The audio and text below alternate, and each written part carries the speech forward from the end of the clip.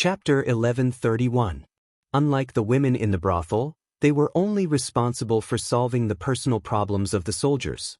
When the matter was reported to Yang Chendong, he hesitated for a while, but in the end he did not refuse. On the contrary, he gave a name to these women, calling them comfort women.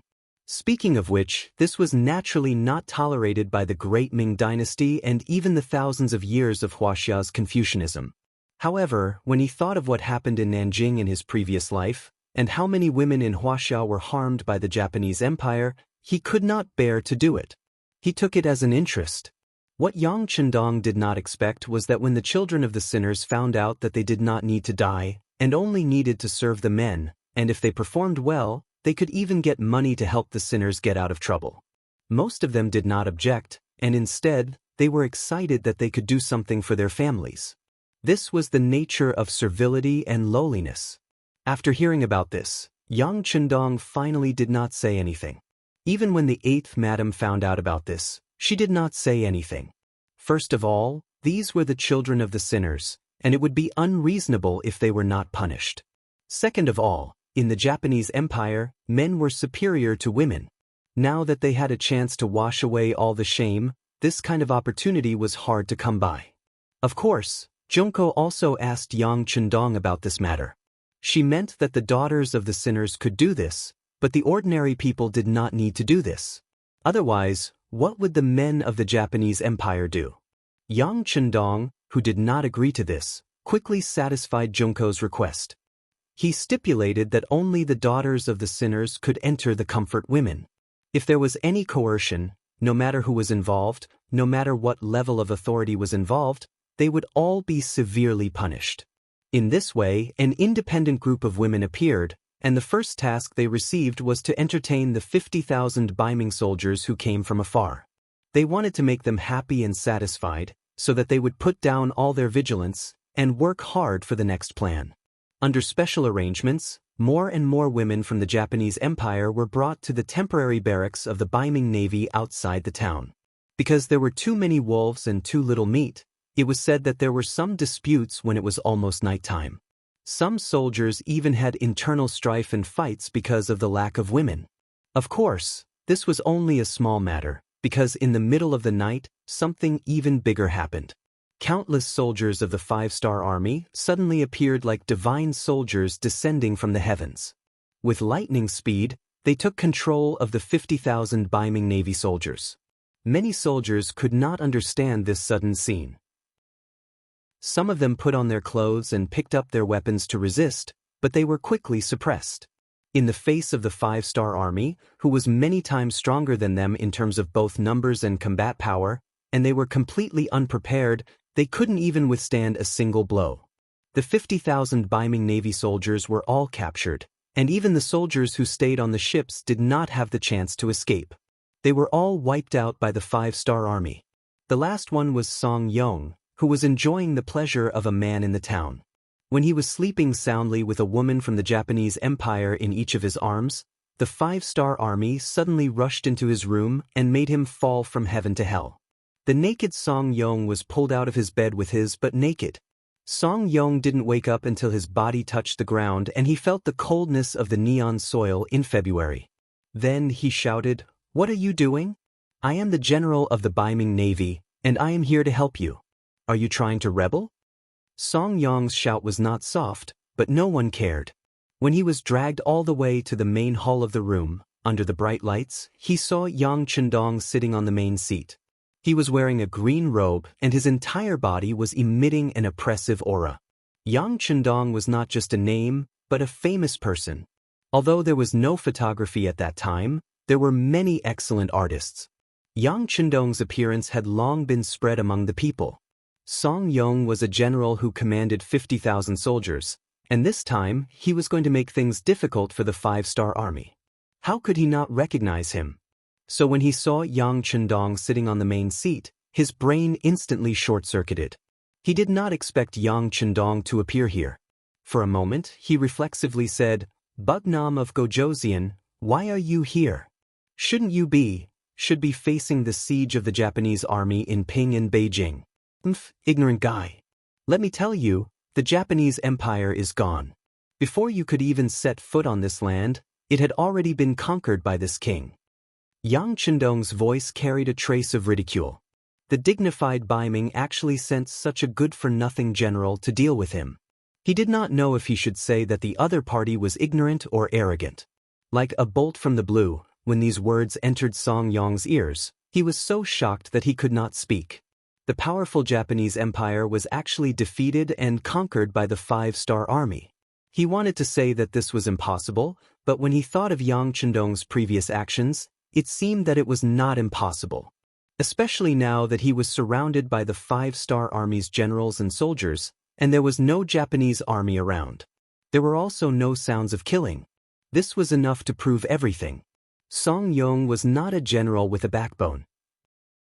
The only reason he was able to be in his current position was because he was smooth and slick. Now that he knew that the situation was not good for him, the only thing he could think of was to save himself. In front of so many Five-Star Army's generals, Song Yong knelt on the ground and crawled at Yang Chendong's feet. Under the light, his white but was very dazzling. Bugnam of Gojoseon, this general was wrong. I should not have come to be your enemy. But all of this was the emperor's will. This general did not dare to disobey. Don't worry, as long as you let me go back, I will definitely not be an enemy of the Five-Star Army. I am willing to swear. With snot and tears, Song Yong did not have the demeanor of a general at all. But right now, not only did his appearance not make people feel any pity or sympathy, it only made him receive countless disdain. In front of so many generals, if he had some backbone, even if he died, he would still receive everyone's respect. But kneeling and begging for mercy was the most cowardly display. Soldiers were cowardly, while generals were cowardly. It could be imagined that even the general leading the army was like this. It would be strange if they could train qualified and outstanding soldiers. Yang Chendong was also speechless at Song Yong's current appearance. He originally thought that the other party would appear and reprimand him. After all, from a righteous point of view, the other party had received the order of the Emperor of Bai Ming, while he was just a king. He had even planned to talk back to him, but he never thought that the other party would kneel on the ground and beg for mercy. This made him unable to say a lot of the words he had prepared. Of course, Song Yong's fear of death made it much easier for Yang Chendong to carry out the next military plan. First, he rolled his eyes at Song Yong, who was kneeling on the ground. Then, he turned his gaze to Yang Er, who was standing next to him.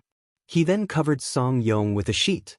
Although the thin sheet couldn't play an absolute role in this cold weather, it could still cover his face. I'll leave the rest to you. Yang Chendong suddenly lost interest. A person who was so afraid of death, as long as he didn't take his life, he would not refuse to do anything he wanted him to do. After saying this to Beta Persei, Yang Chendong said to the commander of the 4th Army Division, Ling Daqiang, the commander of the 1st Cavalry Division, Tian Hu, and the commander of the new army, Su He, who were waiting at the side. The three of you, go back and prepare. The army will set off tomorrow morning. The three generals who had always been arrogant, after hearing Yang Chendong's words, they all respectfully lowered their heads and answered. At the same time, the three of them were also very excited. After such a long time, could they finally compete with the Bai Ming army? After Yang Chendong left, Beta Persei did not leave with him. Instead, he appeared in front of Song Yong, who was kneeling on the ground, with a smile on his face. General Song, it's time for us to have a good talk, but I don't know if you're willing to cooperate. Don't worry, even if you don't cooperate, I won't kill you. Instead, I'll make you feel worse than death. Although Beta Persei had a smile on his face, Song Yong felt a chill and a sense of danger. He immediately said desperately, General, please rest assured that I will cooperate. As long as you don't kill me, I'll do anything. A few hours later, when the sky had just brightened, tens of thousands of the 5-Star Army boarded Bai Ming's ships and disappeared. In just one day, the docks in Tosa Prefecture regained its tranquility. If it was someone who did not know, they would not be able to imagine that this place would be so lively yesterday. Shajing City. Tomorrow was the 20th day, which meant that he only had one night to delay. He had to make a decision whether to surrender or fight. Sitting in the study room, The candlelight reflected on his face. He had only been surrounded for a few months, but at this moment, he looked a lot paler than before. Mental exhaustion was the reason for all of this. Originally, he was just a Mongolian general, and he was even the kind of general who was not valued. In the past, even eating and dressing had been a problem. However, everything changed after meeting Yang Chendong. He was put in an important position and was treated better. Especially the trust he had in Yang Chendong made him feel like he was willing to die for his bosom friend. Especially after he became the commander of the new Second Army, he was ready to go all out. He wanted to let everyone know that the sixth young master did not misjudge him. He had such strength and most importantly, he had such loyalty. Chapter 1132. Everything was destroyed as the two cities of Shajing and Jingzhou were besieged. At this moment, the fate of hundreds of thousands of people and tens of thousands of soldiers was in his own hands. Perhaps a wrong decision would cause everyone to lose their lives, or perhaps a wrong decision would allow everyone to continue living. The choice had made Shibi very anxious. He had sent telegrams to Yang Chendong more than once to express his worries. He had also asked him to lead the new Second Army to break out of the encirclement. In this way, the hundreds of thousands of people in the two cities might suffer. Under the heavy encirclement, he could not guarantee how many people in the new Second Army could escape. But at least he did not lower his head. He lived up to the trust Yang Chendong had in him. However, everything came to an abrupt end with a new telegram from Yang Chendong. It clearly said, "The changes in the situation often catch people off guard. But thinking back to the humiliation of Han Xin and the suffering of the King of Yu, it all proves that temporarily lowering your head and lying low is also a wise move. As for where to go, no matter what decision you make, I believe in you." It was a simple sentence. There was no deliberate guidance or command. It was a sentence that placed all the initiative in his hands. But the more it was like this, the more Shibi felt the weight of the responsibility. He could not make a decision for a long time. "Master," outside the door, Division Commander Kong Ji and Guard Captain Wu asked to see you. Just when Shibi was still struggling in his heart and could not make any decision, the voice of the butler sounded outside the door. Kong Ji, the division commander of the 1st Cavalry Division of the new Second Army, could be said to be second only to Shibi in the army. In other words, once something happened to Shibi, Kong Ji would be the temporary division commander of the new Second Army. This was also what Yang Chendong had said when he established the new Second Army. Wu Xiaoyi, Shibi's guard captain, was not only strong, but also loyal. It could be said that he was the last line of defense to ensure Shibi's safety. When something big happened, Shibi would discuss it with him. It could be seen that he was also a very important figure in the new Second Army. It was these two people who came together in the night. Even Shibi did not pay attention to them. "Please." Soon, the housekeeper brought the two of them into the study. Knowing that there was something important to discuss, the housekeeper took the initiative to leave and close the door. When there were only 3 people left in the room, the atmosphere could not help but become a little tense. Perhaps everyone knew that time was limited, so after a few moments of silence, the commander of the 1st Cavalry Division took the initiative to ask, "Commander, tomorrow is the deadline given by Baiming. What's your decision?" Shibi didn't answer immediately. Instead, she asked, "What do you two think?" At this moment, the atmosphere in the room became tense again. The 3 of them knew that every decision would affect the life and death of hundreds of thousands of people. But no matter how difficult it was, the decision still had to be made. After Division Commander Kong Ji and the guard captain Wu Xiaoyi looked at each other, the former said, "Commander, Shajing City is now surrounded by Baiming's army. There is a shortage of food in the city. Even the soldiers have changed from 3 meals a day to 2 meals a day. Their combat strength is going to decline. Under such circumstances, we may have to surrender." As soon as Kong Ji finished speaking, the guard captain Wu Xiaoyi on the side agreed. "That's right. We are too weak. If we fight head-on, we won't have a good ending.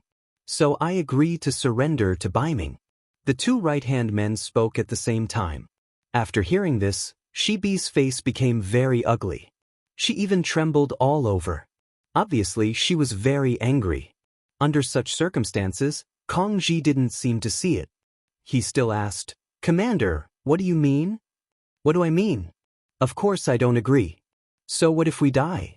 At most, we will be a hero again after 18 years. But if we really surrender to Baiming, we will be cutting ourselves off from the 5th Star Army and the 6th Young Master. When that time comes, do you think you can live with your conscience? Even if we survive, we will be struggling at death's door. So, I will never surrender. At most, we will fight until both sides suffer. I believe that with a strong defense, even Baiming's army won't be able to take advantage of us. Even if we lose in the end, we will take a bite out of them." Shibi said these words with a face full of anger. It was completely different from his usual calmness. He was really angry. He didn't expect that the two people he trusted the most would choose to surrender. This was what he couldn't stand. With this angry shout, Kong Ji and Wu Xiaoyi instantly became mute. Obviously, they didn't expect that the usually calm and resourceful commander would act so crazily. However, after a few moments, Kong Ji was the first to react. He also said in a very emotional tone, "Commander, are you really going to choose to fight head-on? Don't you know that if you really do this, it means that hundreds of thousands of people will die? How can you bear to do this?" "Of course I can't bear to do this, but compared to the 6th Young Master's importance, I am more unwilling to betray him, even if it means death." Shibi's voice was resolute and decisive. At this moment, it seemed like Shibi had made the final decision. Shibi was the commander of an army. If he made this decision, then the matter was basically settled. Therefore, these words were the final decision. If nothing unexpected happened, Rong Xiao would come to the residence tomorrow and get this result. Kong Ji and Wu Xiaoyi should have been furious when they heard the result. After all, their lives had been lost as well. However, for some reason, not only were they not angry, they even chuckled. Ha, ha, ha, ha, ha, ha. Xia Biao had been waiting for the two of them to interrogate him, and had even prepared himself for a big fight, when he suddenly heard endless laughter. At this moment, even he didn't know what was going on, so he looked at the two of them. Kong Ji and Wu Xiaoyi stood at attention almost at the same time, then solemnly saluted him. "Commander, we are sorry. Just now we were just testing you. In fact, we have the same thoughts as you. We can't let down the 5-Star Army, and we can't let down Bugnam of Gojoseon." Shibi saw the two's actions. At this moment he finally understood what was going on. He couldn't help but shake his head with a bitter smile. "To be honest, the two of you really made me angry just now. I thought there was something wrong with my eyes again. Hee, we can't learn from people like Su Yuan. I was personally chosen by the 6th Young Master. How could I do such a thing?" "That's right." First, he reprimanded Su Yuan verbally. Then Kong Ji continued, "Commander, your choice and loyalty are admirable and we should learn from you. However, the matter of Shajing City cannot be delayed. We must give you an explanation." "What explanation do you need?" "Of course, we refuse to surrender and prepare to fight." This time, Shibi said without hesitation. "No."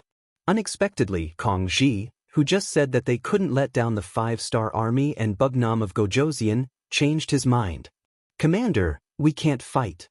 If we fight, our new 2nd Army will definitely be defeated. Even the hundreds of thousands of civilians in the two cities won't be any better." "We can't fight? Then we have to surrender?"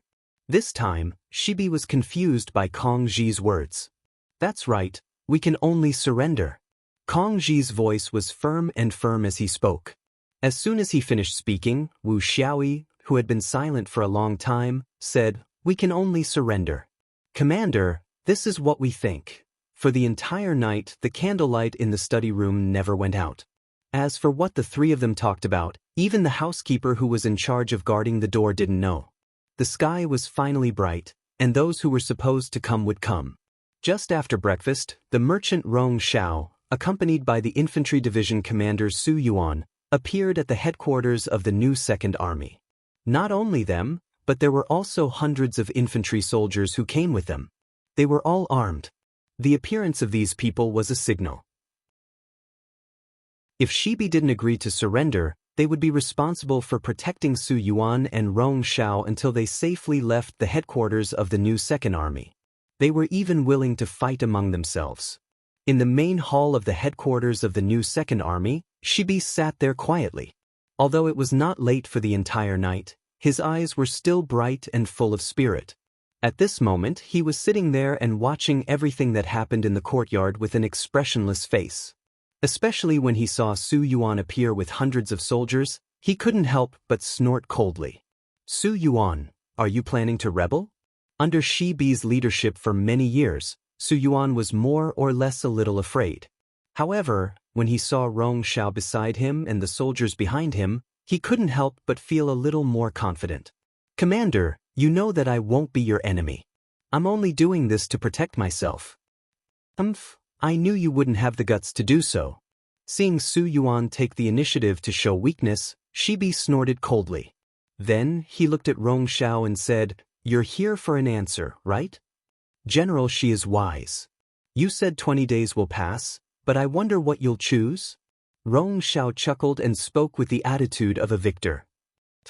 After letting out a long sigh, Shibi did not immediately answer. Instead, he first raised his head to look at the sky before standing up with a sad expression. He walked into his courtyard and knelt on the ground under everyone's gazes. He was kneeling in the direction of the beginning city. "Sixth young master, I've let you down. If you want to be angry, you can just kill or torture me. I'm doing this for the sake of the hundreds of thousands of soldiers and citizens." Chapter 1133. Rong Shao, who was watching from the side, couldn't help showing a hint of fondness in his eyes. He seemed to have thought of the result that the other party was going to give. It seemed that Shibi had made the decision to surrender. If so, he could take down Sha Jing and Jingzhou without shedding any blood. As the executor, he would make a great contribution. At that time, his future would be limitless. As Rong Shao expected, after a while, Shibi stood up and made the decision to surrender to Baiming, but he still put forward two conditions. First, everything he had now was given by Bugnam of Gojoseon, so he would never be his enemy. He could help Baiming deal with other enemies, except for Yang Xie and the 5-star army. Second, no one could hurt the 100,000 people in Sha Jing and Jingzhou. Even if they did something extreme, as long as they didn't rebel against Baiming, no one could be caught, let alone killed. If Baiming could agree to the two conditions as the commander of the new Second Army, Shibi could draft a letter of surrender to Baiming and announce it to the world. Shibi finally made a decision, and it was a decision that satisfied him. Rong Shao was already very happy, so he nodded and agreed. "General Shibi's two conditions, I agree on behalf of Baiming. Please write the letter to the world now." "There's no hurry. Let's talk about it after you write down the two conditions. To be honest, I don't trust you." She looked at Rong Shao with some disdain. Her eyes were extremely cold. Well said. But before that, shouldn't General Shibi express something first? After all, I can't completely trust you. Rong Shao rolled his eyes, suppressing the anger in his heart from being looked down upon, and said thoughtfully, "Yes, but how should I express it?" Shibi asked back. "This." Rong Shao first glanced at Su Yuan beside him, then said thoughtfully, "Why don't you give the order to completely hand over the safety of Sha Jing City to General Su? This way, you can show your sincerity." Although Su Yuan was still the commander of the new Second Army's infantry division, it seemed that he had already surrendered to Baiming. With him in charge of the city's safety, Rong Shao and Baiming would be relieved. Shibi naturally knew this, so after pondering for a moment he nodded and agreed, "Okay, I agree." Good. Rong Shao couldn't help but laugh when he heard this. Once Su Yuan was in charge of the city's defense, it would be difficult for Shibi to go back on his word. At the very least, if they really fought, Su Yuan would only need to open the city gates and Baiming's army would be able to rush in. At that time, with the advantage of more than 10 times their military strength, victory would definitely belong to them. Forced, Shibi finally made the decision to surrender. Although this was betraying Yang Qindong, it also saved the lives of hundreds of thousands of soldiers and civilians. When the news first spread out from the city, When it came from the mouth of Infantry Division Commander Su Yuan, many of the soldiers and commoners in the city who heard this news all shed tears. Most of them joined Yang Xie's big family later, but even so, they still enjoyed many benefits. They originally thought that their lives would change greatly and become better and better, but the sudden appearance of Baiming's army shattered all their fantasies. Now, they had returned to Baiming and became Baiming's people. It was impossible to say that they didn't have any thoughts in their hearts. However, the situation was like this. Facing Baiming's army that was like a wolf and a tiger, what could they do? Were they really going to risk their lives? If that was the case, no one would be able to survive. Rong Xiao acted very quickly. In just 5 days, he received a letter of guarantee written by Baiming's commander, Shi Heng, agreeing to give up the 2 requirements. Shibi didn't act shamelessly after that. He took out the document that he had written long ago. It stated that the 2 cities, Shajing and Jingzhou, would belong to Baiming from now on. They would leave the embrace of Yang Xie, which was also Bugnam of Gojoseon. After receiving the document, Rong Xiao quickly announced it to the world and spread it widely. First city. In Yang Xie City, which was the closest city to Shajing City, the army commander, Tiger's Mane, immediately called for a military meeting when he saw the document written by Shibi. They reached a very unified goal, which was to absolutely not let this happen. They had to leave Shajing City and give it to the new Second Army. Now, it should be said that the Baiming army was powerful and let them know that betraying Bugnam of Gojoseon would definitely not end well.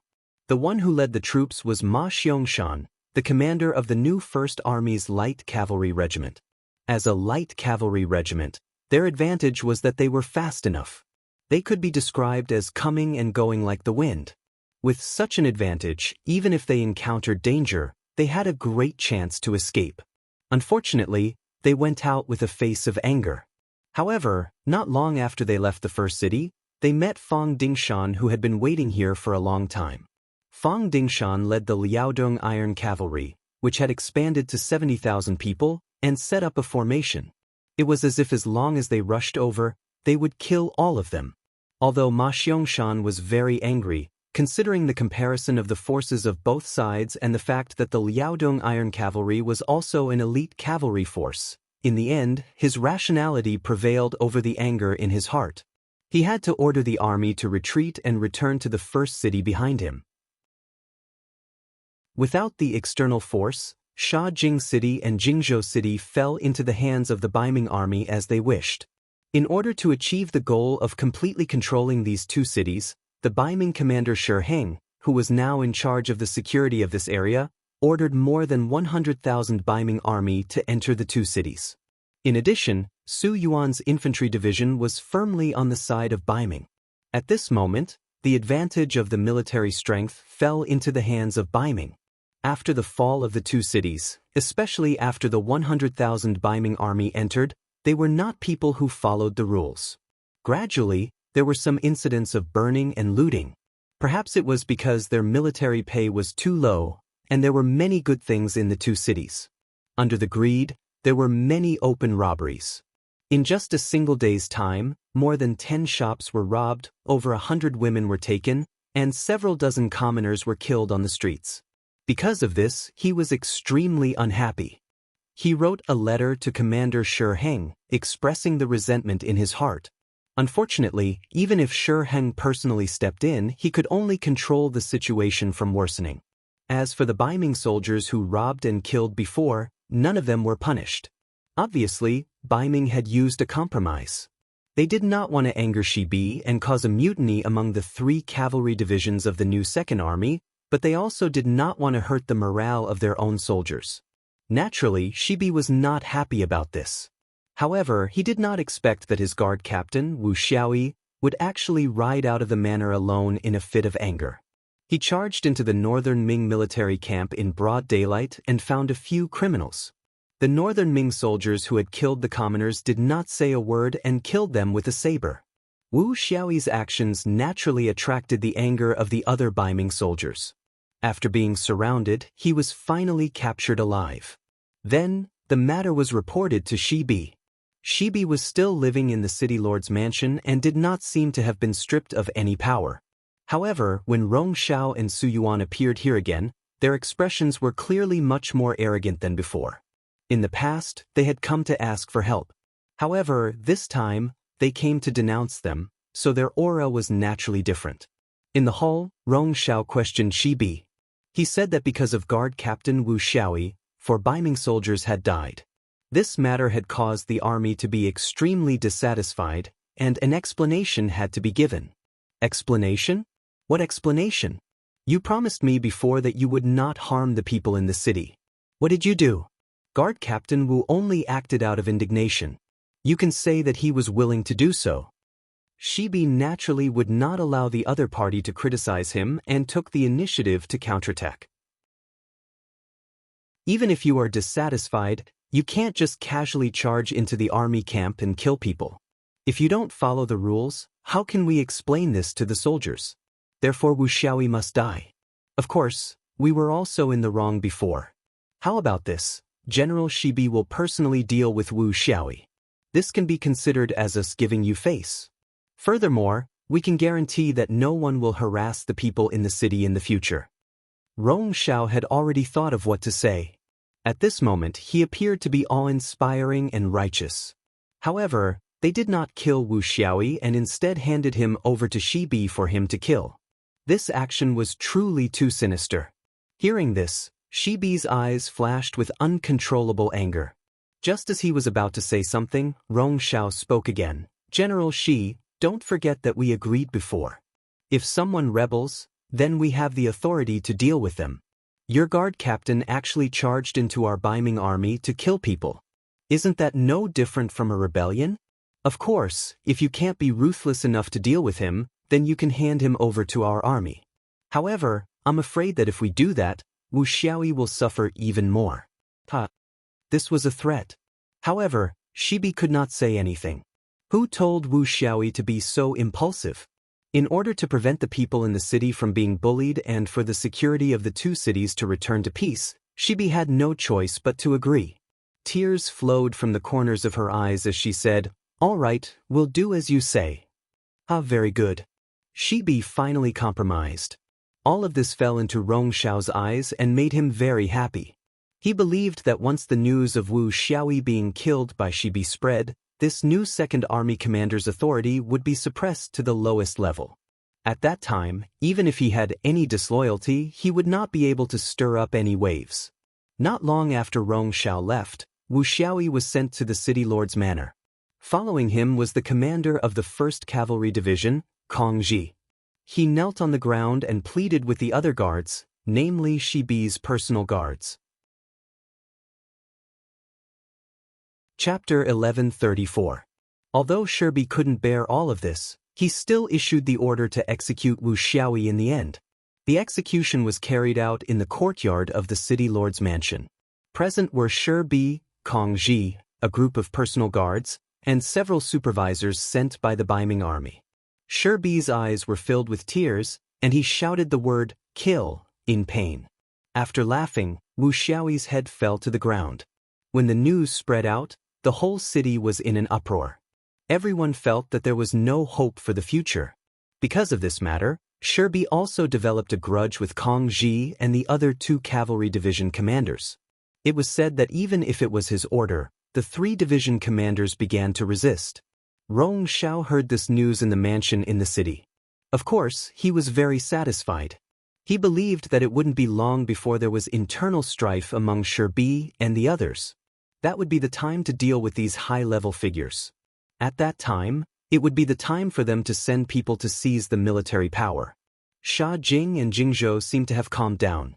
As time passed, when the morale of the army and the people's hearts were slack, they would completely belong to Baiming. And for all of this, the 5-star army didn't seem to do anything, especially the first city. It seemed that they couldn't even protect themselves because after dealing with Sha Jing and Jingzhou, hundreds of thousands of Baiming troops began to surround the first city. An even bigger storm seemed to be about to begin. The new Ergon-Dusi area had now been renamed Liaodong by Zhu Qiu. In the sea town of the Twin City Guard, which was the town that Yang Chendong first came to when he attacked the grassland, it was very lively at the moment. Countless 5-star army came ashore from here.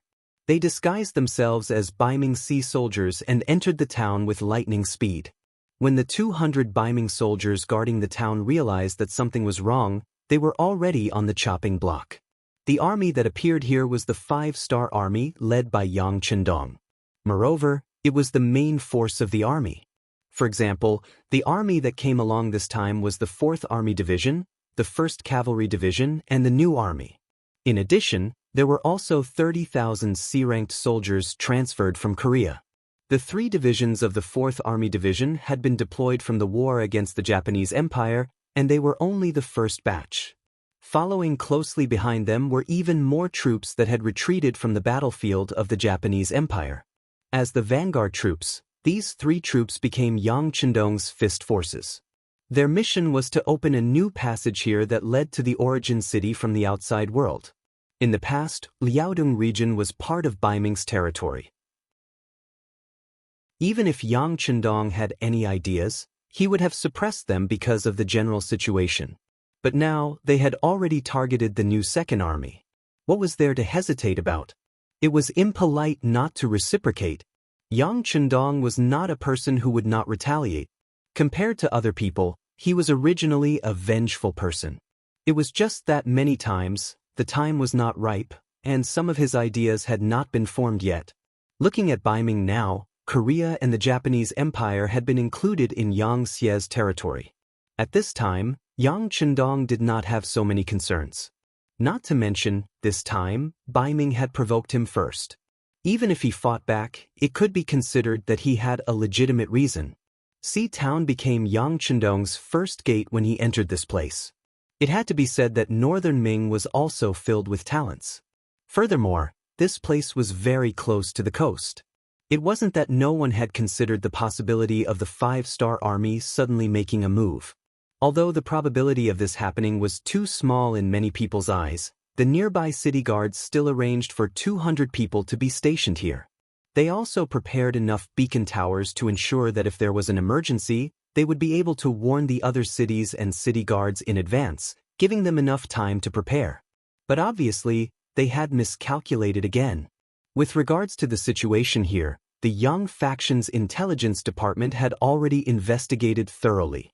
They captured Song Yong alive and detained all of the Northern Bright Sea divisions so that they could send their army here without attracting any attention. Now it seemed that this first step was right.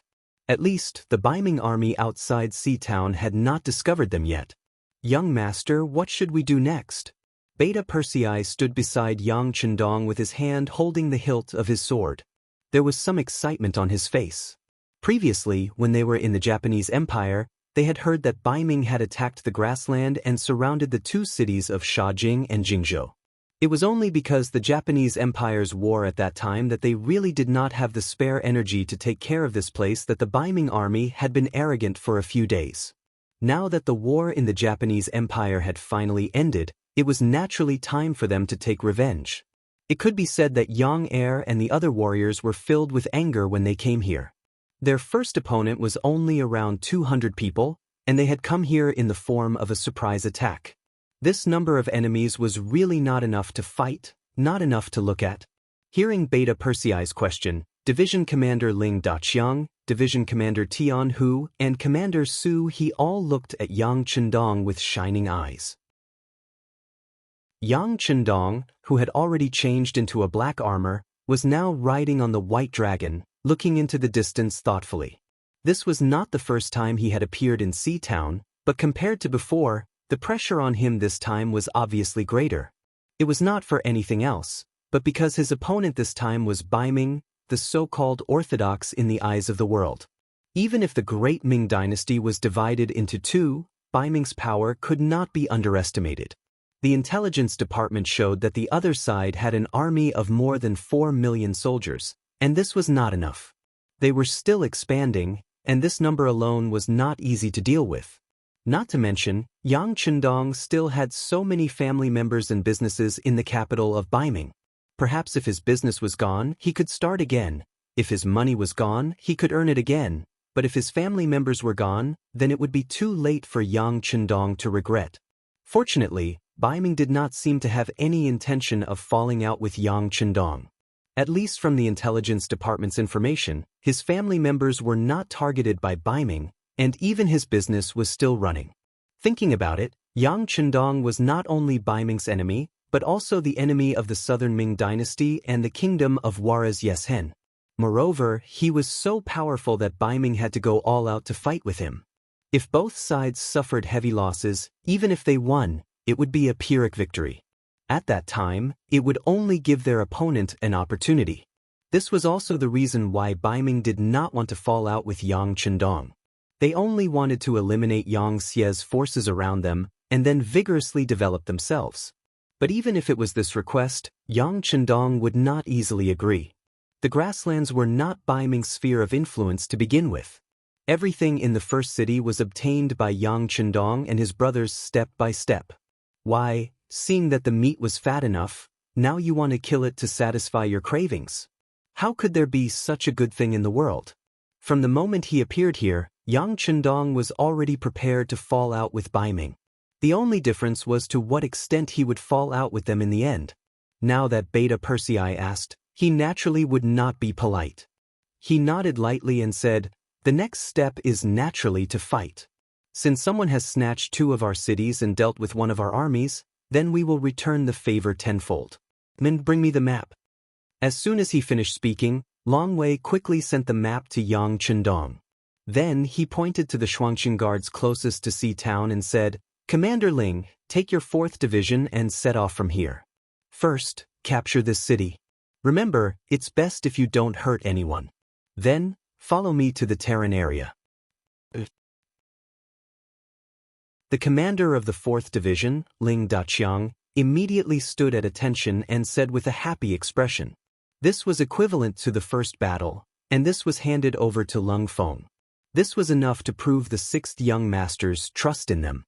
Yang Chendong pointed to many places on the map one after another, then looked at Su He and asked in a deep voice, "Commander Su, from Shuangqing Guards to the west, the Ajulan Guards, the Tun Guards, the Fuyu Guards, the Duoyen Guards, all the way to the Wonan River Guards, as well as a large area in the north. I'll leave it all to you. Do you have the confidence to take them down one by one?" Su He's face was solemn, but his expression showed that he was extremely excited. He immediately stood at attention and said, "Please rest assured, Bugnam of Gojoseon.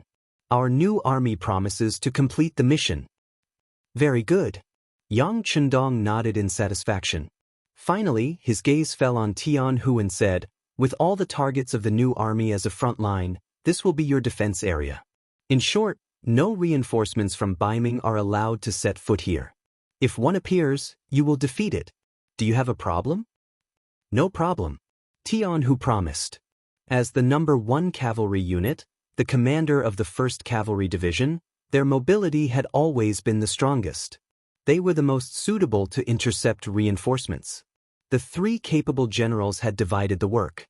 The moment Yang Chendong ordered people to put away the map, he looked forward with bright eyes and said, "Very good. Since that's the case, everyone go and prepare. We will set off in 4 hours. Do not slack off." With the order, Yang Chendong's first initiative to mobilize troops against Baiming officially began. This also meant that Yang Chendong had enough confidence to compete with Baiming for the world. After the end of the naval battle, the land battle officially began. Shuangqing Guards Chen Huiying. He was currently resting in his mansion in Shuangqing. He didn't feel that the war had begun and that he was in danger. This couldn't be blamed on him. Since Baiming began to vigorously develop their military, the status of the soldiers had increased a lot. Especially with the establishment of the Liaodong cavalry, many of the troublemakers in this area were recruited. Without those troublemakers causing trouble, Ying felt that the security was a lot better. Therefore, during this period of time, he was very comfortable as a Qianhu. After dinner, he would hug his new concubine and sleep soundly in the room. It was really a happy thing in the world. It was wonderful. Chapter 1135. But as the saying goes, when a person sits at home, misfortune will come from the heavens. The sky had completely darkened, and the Twin City Guards, which was not very large, had also sunk into a state of silence. However, outside the He Mansion, there was a series of urgent knocks on the door, causing many people in the mansion to be awakened. No matter what, He Ying was still a general, so he was still somewhat vigilant. The knocks on the door also woke him up, but the long period of peace did not make him think too much. Instead, he could not help but shout outside. "What's going on? Who's knocking on the door? Why aren't you going to take a look?" Without needing He Ying's orders, the door was already opened. Following that, a military commander rushed into the residence and quickly arrived at He Ying's door. With an urgent voice, he said, "Sir, there's someone knocking on the city gates. The person claims to be Navy General Song Yong. Our brothers are not sure. Please make a decision." "Song Yong?" A cry of surprise came from within the room. He Ying had naturally heard of this newly promoted Navy general before. Not only that, he had even seen this person before. But because the difference in status between the two of them was too great, they did not have a deep relationship. Song Yong was here. This made He Ying feel a little confused. No matter what, the other party was a Navy general with 50,000 soldiers. He was just a small Qianhu with 1,120 soldiers. The two of them were on the same level. Why would the other party come to his small twin city guards? His heart was filled with confusion, but He Ying did not dare to delay. He hurriedly put on his clothes and walked out of the room. When he saw the commander who came to report, he could not help but ask suspiciously, "Is it really General Song who came? Did you see clearly?" "Sir, we are of lowly status. How could we know such a big figure like General Song? We are really not sure. That's why we asked Sir to make a decision," the commander said with a troubled expression. He Ying thought that his words made sense and nodded. Then, he arrogantly raised his head and walked towards the gates of the residence. As he walked, he said, "That's right, with your status, you naturally do not know General Song, but I do. Come, follow me to take a look." Under the admiring gaze of the Zongqi, He Ying left the manor and arrived at the South City Gate under the protection of several bodyguards. At this moment, more than 100 Baiming soldiers had gathered here. They were all in charge of guarding the place. When they heard that a naval general had arrived, they gathered around out of curiosity. After seeing the arrival of the Qianhu, everyone moved aside, allowing He Ying to smoothly walk up to the top of the tower. Then, with the help of the torches downstairs, who else could it be but Song Yong on a horse downstairs? Seeing that it was really Song Yong, He Ying was very surprised. "General Song, didn't you lead the navy to attack the Japanese Empire? Why would he suddenly appear here?" "For you," Song Yong, who was riding on his horse, asked when he heard someone call out to him. "General Song, I am the Qianhu of the Twin City Guards, He Ying." Since there was such an opportunity, He Ying naturally wanted to introduce himself. He Ying wanted to establish a good relationship, but Song Yong was impatient and shouted, "So it's Qianhu He. But since you know this general, why don't you open the gates? Are you going to refuse to let Shangguan through the gates?" Instead of answering directly, he scolded. Unfortunately, there were people who fell for this trick. For example, He Ying was such a person. When he heard Song Yong scolding him, he quickly apologized and said to the soldiers beside him, "What are you all standing there for? Hurry up and open the gates." Naturally, no one dared to disobey He Ying's orders. Soon, there was the sound of the gates being opened. Then there was the sound of horse hooves and more black figures entered through the gates. At this moment, He Ying had already descended from the tower and was ready to welcome General Song Yong. However, when he descended from the tower, he was greeted with countless guns and arrows. Needless to say, this was the work of the soldiers of the 4th Infantry Division. With someone like Song Yong leading the way, the Twin City Guards did not even need to fire a single shot. Logically speaking, Yang Chendong could have chosen to launch a night attack. With the soldiers of the 4th Infantry Division, climbing up the walls of the Twin City Guards was not a problem. It was just that he didn't want to make a move on the Han people, and he also needed to preserve the 2 city guards. Because this place would become the Yang faction's logistics base for a period of time, a lot of money and food sent from the sea would be temporarily stored here, so in the end, he chose to let Song Yong stand out and make a contribution. He Ying was just a small Qianhu. According to the intelligence department, this person bullied the common people all year round and was not a good person. Yang Chendong did not even have the intention to meet him and directly handed him over to the 4th Infantry Division's Ling Daqiang. He has lived here for a long time. He must be very familiar with the situation in Liaodong. Open his mouth and let him know something beneficial to us. Don't worry, 6th young master. A smile flashed across Ling Daqiang's face. After agreeing, he turned around and left. Pass down the order, no soldiers are to disturb the people. At the same time, put up a notice saying that I, Bugnam of Gojoseon, have come. As long as the people here cooperate with us, they can receive money at any time. You can go and do this. Yang Chendong looked at Beta Persei who was following beside him and assigned tasks. Young master, please don't do that. After following Yang Chendong for a long time, Beta Persei knew his young master's feelings for the Han people. He also worked as a logistics division commander for a period of time. Beta Persei was naturally familiar with this small matter. Thus, half an hour later, there were many notices on the walls of the Shuangcheng Guard Central City. A large number of people who were originally in a state of panic gathered to watch. Some literate scholars read the notices, and the other people knew that the one who came was King Wunan of Daemyeong. The reason why they wanted to occupy this place was because when Bugnam of Gojoseon made a move against the Japanese Empire, his rear, the grassland, was attacked by Baiming. Now that the Japanese Empire was dealt with and became a province of the 5-star army, Bugnam of Gojoseon appeared in Liaodong. This time, he came to give those who wanted to deal with him a look. The notice also emphasized that they only wanted to deal with those who opposed them. As for the ordinary people, they would not offend them in the slightest. Once a soldier violated the rules, the people could go to the yamen at any time to report it.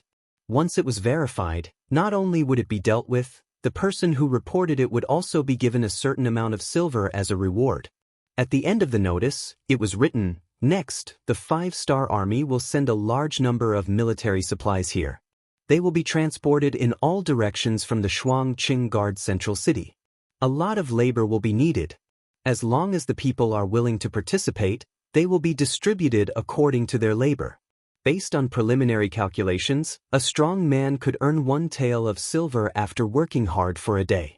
Even a capable woman could earn half a tael of silver." The notice that was posted quickly attracted a lot of discussion among the people. This was also Yang Chendong's request. He did not want to deceive the people. He wanted them to know what was going on outside and let them participate. This would give rise to a sense of ownership, and in the future, it would be twice the result with half the effort. The notice was written clearly enough, and as expected, it attracted all kinds of discussion among the people. So it was Bugnam of Gojoseon who came. I heard that he loves the people very much, especially us Han people. It seems that there is no need to worry. Yes, Bugnam of Gojoseon treats the people well. With him around, of course we are safe. But it says that Baiming is attacking Bugnam of Gojoseon's forces in the grasslands? What does this mean? Isn't Bugnam of Gojoseon our great Ming dynasty's Bugnam of Gojoseon? An honest-looking man in his 40s scratched his head as he spoke with a confused look on his face. In fact, it was not only this middle-aged man. Many people had the same expression. They lived in the Shuangcheng Guard Central City all year round, and because the transportation was not developed, they did not know much about what was going on outside. Fortunately, there were some knowledgeable people in the crowd. They had traveled extensively, so they knew a bit more. Facing this question, they gave an explanation. What do you know? Some of the territories in the grasslands did not originally belong to our great Ming dynasty. That was the world of the Mongol cavalry. Their horses are like the wind, and their people are like ghosts. Wherever they go, they eat people without spitting out their bones. They are still nomads, and other than raising some livestock, they don't know how to do anything else. They don't even have any iron tools. In order to survive, they have set their sights on us, the Han people. They would often rob the Han people stationed there. Other than robbing things, sometimes they would even rob people. That is very abominable. This brother is right. Those Mongol cavalry are very vicious, especially in the recent years. Our great Ming dynasty has allowed them to do whatever they want, causing them to not know how to restrain themselves. Their actions have become even more vicious. I was also fortunate enough to go to the grasslands. I heard that it was because of the appearance of Bugnam of Gojoseon that those Mongol cavalry were defeated. Many grassland tribes were cleaned up because of this, and some were even destroyed. Yes, I went to the Jianzhou Left Guard Central City a while ago. I heard from a friend there that there is a very magnificent city in the grasslands. There are countless Han people there, and they live very comfortably. That was built by Bugnam of Gojoseon. That friend also said that since Bugnam of Gojoseon was in the grasslands, the safety of the Han people was guaranteed. Who knows how many people there have worshipped Bugnam of Gojoseon in their homes, saying that they are thanking him. The few people spoke one after another and quickly told the story to everyone. Most of the Han people who did not know all of this before now knew that Bugnam of Gojoseon was actually so powerful. However, a problem appeared. An old scholar who was literate but had never traveled far asked with a puzzled expression, "Since Bugnam of Gojoseon is so powerful in the grasslands and has done so many things for our Han people, why is the Baiming imperial court looking for trouble with him?" Chapter 1136. Seeing that it was the old scholar who spoke, someone at the side laughed. As expected of a scholar. Don't tell me you think that everyone in the world is a good person just because the books are all good people. Don't you know the phrase, "A great achievement alters the emperor"? That's right. Bugnam of Gojoseon is so powerful and powerful. How could he not alert the emperor? It's normal for him to take action to suppress them. Haven't all emperors been the same since ancient times? It's a pity that they chose Bugnam of Gojoseon to fight against the Japanese Empire. That's not right. No matter what, Bugnam of Gojoseon took care of the Japanese Empire for the good of the people. Shuangqing wasn't very far from the sea. They were lucky enough to see the appearance of the Japanese bandits a few times. Although the Japanese didn't dare to really attack Baiming with their military strength at that time, they could still attack the periphery. After all, their navy was stronger than Baiming. It could be said that many of the people of Shuangqing had suffered losses at the hands of the pirates. Now that they heard that Bugnam of Gojoseon had completely taken care of them, how could they not be happy? Discussions rose and fell like this. Some things that they did not know before were explained by everyone. Most of the people now understood. They also knew that Bugnam of Gojoseon sent out his troops because he was bullied. Furthermore, Bugnam of Gojoseon treated the Han people very well. After a round of discussion, they finally came to a conclusion. First, there was no need to panic. As long as they did not do anything extreme, Bugnam of Gojoseon would not do anything to them.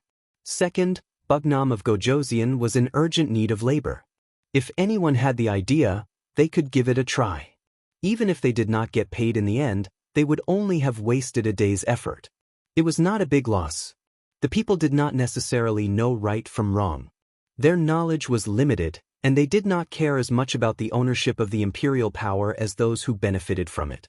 Just like what the commoners often said, no matter who became the emperor, they would still be them.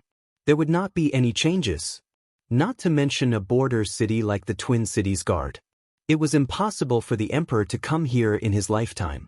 He had never even seen it, so how could he talk about feelings? What the commoners really cared about was the benefits that they could obtain. Since the 5-star Army's notice said that as long as they worked for them, they would be able to receive money and the remuneration was so high, why not give it a try? Some of the commoners thought so, but others shook their heads and walked away. Since ancient times, it was impossible to take advantage of the royal family while working for them. Not to mention 1 tael of silver a day, even if it was 2 maces of silver a day, it would still be impossible. Would those officials and soldiers be so kind?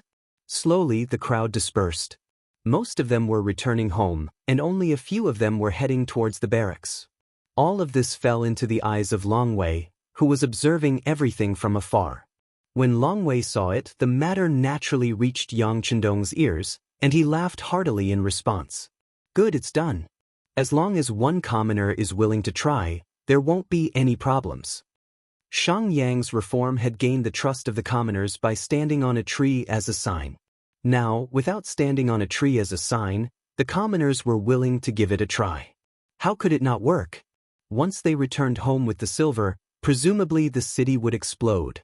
Considering that the Twin Cities Guard was too small, Yang Chendong did not arrange for people to guide public opinion. If a stranger suddenly appeared, not only would their words not be believed, but it would also arouse everyone's vigilance. As a result, he let things develop naturally. Even if no one believed what the notice said, he would still use the method of standing on a tree as a sign to gain everyone's trust. Now, it seemed that there were still some daring people who were willing to try. There was no reason for the matter to not work. This was also the reason why Yang Chendong had set the reward so high. It must be known that in a place like the Twin Cities Guard, one tael of silver could do a lot of things. Striking while the iron was hot, and letting the commoners drink with the golden and silver cups, Yang Chendong said to Long Wei Baidao Jiang, "Pass down the order. The soldiers who don't need to be trained will enter the homes of the commoners in the city and chop firewood and water for them. If they can do anything, inform Beta Persei to get some food for them." It was now the 3rd month of spring. In the south, it was already spring and flowers were blooming, but in the north, especially in the Liaodong region, the weather was still very cold. At night, it was common for the temperature to be 10 degrees below zero. From time to time, there would be heavy snow, as if to tell the commoners that winter was not completely over. For example, at noon today, it snowed. Although it was not very heavy, the streets and the courtyards of the commoners' homes were still covered with a layer of white. This gave the 5-star army a chance to show off. For a time, their figures were everywhere in the city. In the commoners' courtyards, the snow on the streets of the city was quickly swept away, revealing the originally black ground. At night, the commoners who had worked hard for most of the day walked out of the barracks with smiles on their faces.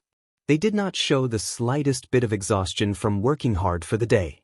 After working for most of the day, many of them had less than 1 tael of silver in their hands. This was because they did not work for a day. If they went early in the morning, they would definitely be able to earn 1 tael of silver. More importantly, working in the barracks, they were even provided with lunch. Although it was not very nutritious, just being able to fill their stomachs was enough. This already made them very satisfied. It was not an exaggeration to say that it was like New Year's. These commoners who had received benefits had already decided that they would go to the barracks to work tomorrow morning. Not only that, they would also call their friends to go with them. Everyone should earn money together. Just like this, when these people returned home, the city became lively again. When the white taels of silver were placed in front of everyone, their previous disbelief was swept away. Some people even regretted that they did not give it a try today. Of course, most of them had already decided that they would go to the barracks tomorrow morning. Not to mention 1 tael of silver a day, even half a tael a day was an extremely good thing. Since ancient times, there had been many ways to buy people's hearts, but there were not many that were as simple and straightforward as Yang Chendong's. History had already proven that as long as you were good to the commoners, they would recognize you. It was not impossible for them to even work for you. Just like now, the soldiers worked for the commoners, and the commoners worked for the barracks. In turn, they also received money. Who would object? The Twin City Guards, who had originally been somewhat nervous because of the city being occupied, quickly calmed down. Not only did they restore their previous order, but everyone was still beaming with joy. They were not affected at all by the fact that winter had not yet left and the weather was still cold. Their smiles seemed to be able to melt the snow. Taking down the Twin City Guards was only the first step in Yang Chendong's military operation to occupy the entire Liaodong region. Next, his gaze fell on the Yima River Guards in the northeast. It was still the same. Song Yong took the lead and came at night. As long as the city gate was opened, everything would be much simpler. All of this was thanks to the Great Ming's official hierarchy. In front of a superior, a lower official generally did not have any authority to speak. As the commander of 50,000 naval troops, Song Yong's position in the military was not low. At least in the entire Liaodong region, there were very few people who could be higher than him. With him going out to open the city gate, it was always successful. The army was at the front, followed by 30,000 North Korean soldiers. Behind them, the commoners of Twin City drove carriages and were responsible for logistics. This reduced the pressure on the army, allowing them to fight forward wholeheartedly. They did not have to think about other things at all. Naturally, they were able to do things with twice the result with half the effort. Yang Chendong's plan went very smoothly. The new army, Suhi, did not hold them back. As soon as they appeared, they quickly took down the defenseless Ajulan guards and Tana guards. Then, they went straight for the Fuyu guards. There was no such thing as an airtight pants. Although the new army's movements were very fast, because of the heavy snow, the warhorses could not display their usual strength. In the end, a portion of the enemy managed to escape. Then the news spread. The nearby guards finally knew that the 5-star army had appeared in the Liaodong region. When the commander of the Jianzhou left guards, Chen Dula, received the news that the 5-star army had appeared in the Liaodong region, he turned pale with fright. This was a sudden situation that he did not expect at all. He ordered people to ask for help from the Beiming imperial court while he began to prepare his troops for war. The former Jinzhou left guards had been taught a good lesson by Yang Chendong. The former commander Liang Xian and the former commander Tang Longtian had both died at the hands of the 5-star army.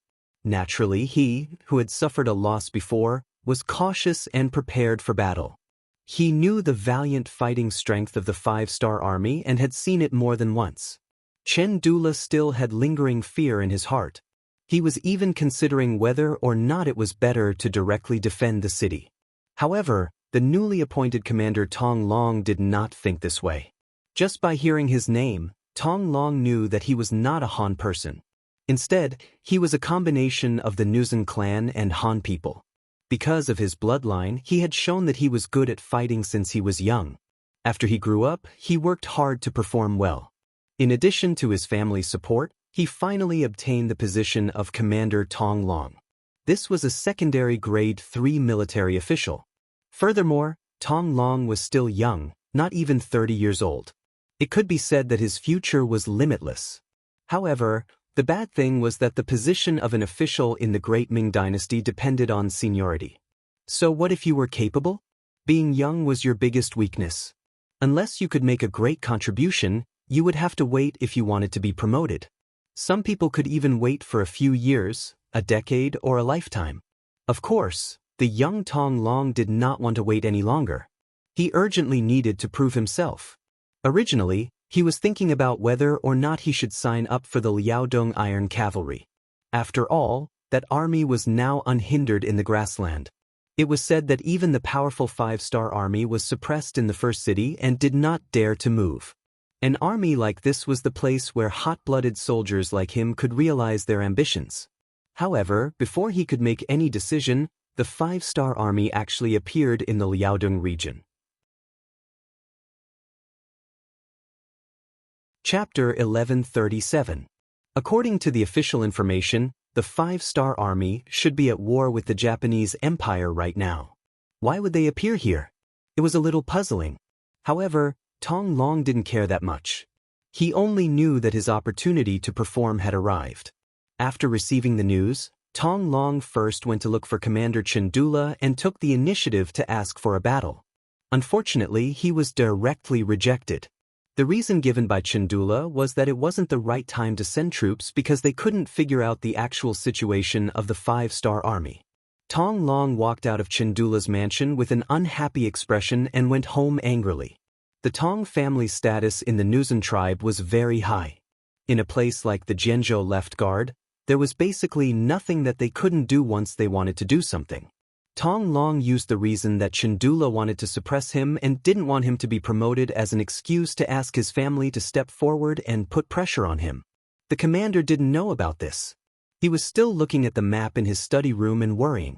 Honestly speaking, Chen Dula really didn't have the intention to suppress Tong Long. Stopping him from sending troops was really for Tong Long's sake. He had dealt with the 5-star army before and knew how powerful they were.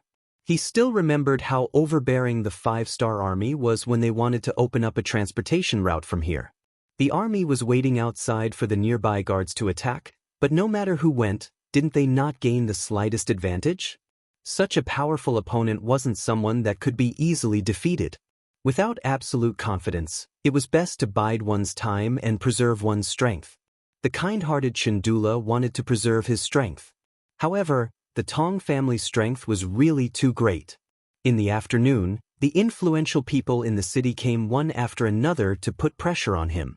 These people had a certain amount of prestige in the city. If it was only one or two of them, he wouldn't be afraid.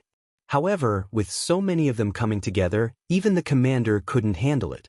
He had no choice but to agree to Tong Long's request to send troops. However, he stated that he could only bring 2,000 troops and wanted to test the opponent's strength first. Commander Chandula only gave 2,000 cavalrymen, but Tong Long didn't think much of it. In his opinion, quality was more important than quantity. Therefore, he gladly accepted it. He also used his family's connections to find the men of the Nuzan tribe and gathered another 1,000 men. He even gave them war horses. In this way, 3,000 cavalrymen was already a strong force. After preparing for a day with 3,000 cavalrymen, Tong Long left Jian Province's left-guard city on the third day and headed north. He wanted to find the 5-star army and give them a head-on blow. He wanted to let them know that there was still a fierce general like him in Liaodong. The last few times the 5-star army appeared here, Tong Long wasn't there. Instead, he was sent by his family to Baiming to study Confucianism. The Nuzan tribe had good foresight. They knew what it meant to learn from others' strengths to make up for their weaknesses. They also knew what it meant to do as the Romans did. If they wanted to live more comfortably under the rule of the great Ming dynasty and have more power, they had to learn what they liked. It was precisely because he wasn't in Liaodong at that time that all the things about the 5-star army were just legends. As the saying goes, seeing is believing. Naturally, Tong Long wasn't afraid of anyone.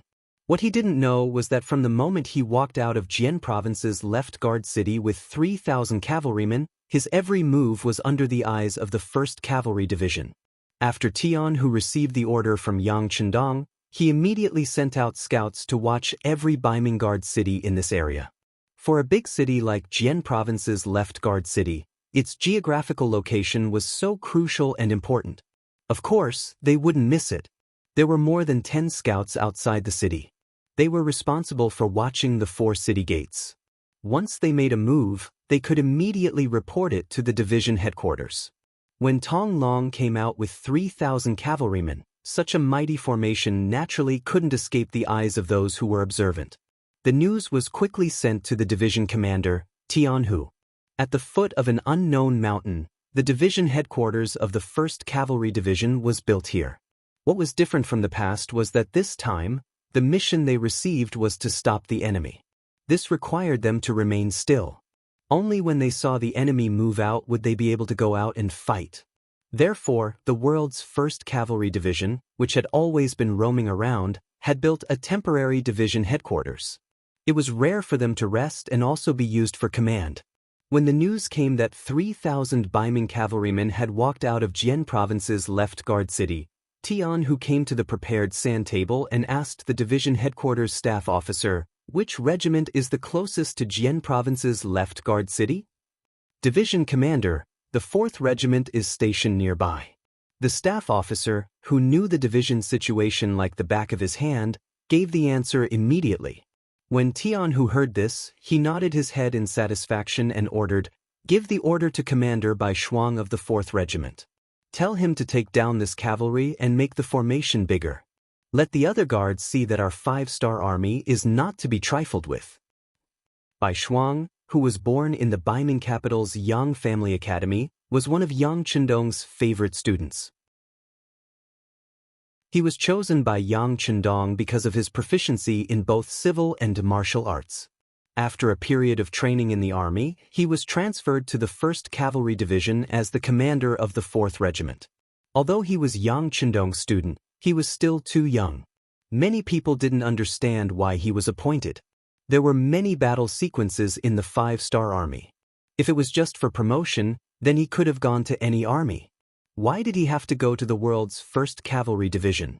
One had to know that this was the cavalry that could fight the best. They could go to the front lines at any time and fight the enemy with their lives. In this kind of army, if one didn't have real strength, relying on one's background wouldn't work. Bai Shuang still came and became the commander.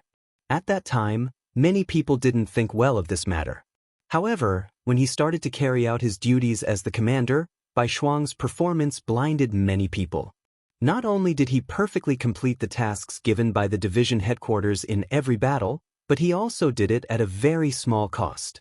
Just like that, the 4th Regiment commander Bai Shuang was accepted by everyone and became the backbone of the 1st Cavalry Division. Now that the 1st Cavalry Division's first battle in the Liaodong region was handed over to Bai Shuang, who was proficient in both civil and martial arts, Tian who was completely at ease. Now, he just had to wait for the other party to report back. Soon, the order was sent to Bai Shuang through the scouts. When he saw the military order, he immediately ordered the 4th Regiment to gather. At the same time, he sent out scouts to find out the movements of the 3,000 enemy cavalry and the situation of the commander.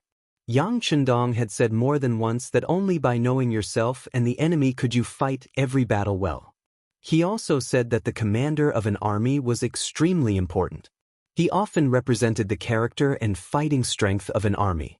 If done well, a fierce tiger leading a group of mountain goats could even defeat a group of tigers led by a mountain goat. Tactically, the enemy was valued. Strategically, the enemy was despised. It was about making all the necessary preparations before a battle. Even if the battle was a battle that one was completely confident in, one must still make all the necessary preparations. Only in this way could one achieve the goal of winning every battle and obtain the greatest victory with the smallest cost. Bai Shuang, who admired Yang Chendong very much, naturally regarded these words as the truth. In fact, he had always done this. Before every battle, he would do his best to understand the situation of the opponent. He would understand the opponent's identity, background, and personal strength, including their strengths and weaknesses, etc. It was because of this that he was able to quickly gain the recognition of everyone and become the commander of the 4th Regiment commander of the 1st Cavalry Division. Fortunately, Yang Xie's intelligence network was very complete.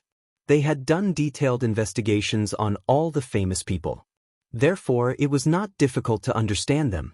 Just like when Tong Long led his troops out of the city, some of his information was also sent to Bai Shuang. The scouts who rushed back from the front sent over the information regarding Tong Long. There were a total of 3 pages, so Bai Shuang had a better understanding of his opponent. I didn't expect him to be such a talent.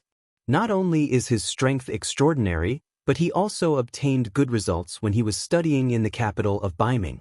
There are actually so many people who admire him. After reading Tong Long's information, Bai Shuang could not help but sigh. The introduction in the information was very detailed. Because of this, Bai Shuang felt a sense of admiration. It would be a waste if such a talent was not only used by his teacher. Didn't Yang Chendong always say that it was easy to obtain 1,000 soldiers, but difficult to find a general? Now that such a suitable person had appeared in front of him, if he did not capture him alive, wouldn't it be a waste? Men, bring me the map. After Bai Shuang had a plan, he made a decision in his heart. Tong Long did not know anything about his situation. As the opponent, the 5-star army had already grasped everything. He was currently leading 3,000 cavalrymen and galloping around. He wanted to find the main force of the 5-star army and then have a decisive battle with them. No one knew the strength of these 3,000 people better than him. Not to mention the 2,000 cavalrymen given by Commander Chindula, their general strength was not bad. For example, the 1,000 Nuzan cavalrymen that were summoned in the end. Which one of them was not proficient in riding a horse? An army like this should be qualified to join the Liaodong Iron Cavalry. Right now, they were only fighting against the 5-star army. He really could not think of any possibility of failure. This was the most elite of the Nuzan cavalrymen. Riding on a tall horse, he continuously galloped for 4 hours. Only when the war horse was a bit tired did he stop and let everyone rest for a while. But what he didn't expect was that just as he stopped and didn't give the order to rest, a group of black crows suddenly appeared on the hillside in front of him. Then a group of 5-star soldiers also appeared in his line of sight. Look, is that the 5-star army's cavalry? A sharp-eyed person shouted. It seems that they don't have a lot of people. It seems that there are only 300 to 400 of them. An experienced veteran directly shouted out the number of the enemy's forces. Chapter 1138.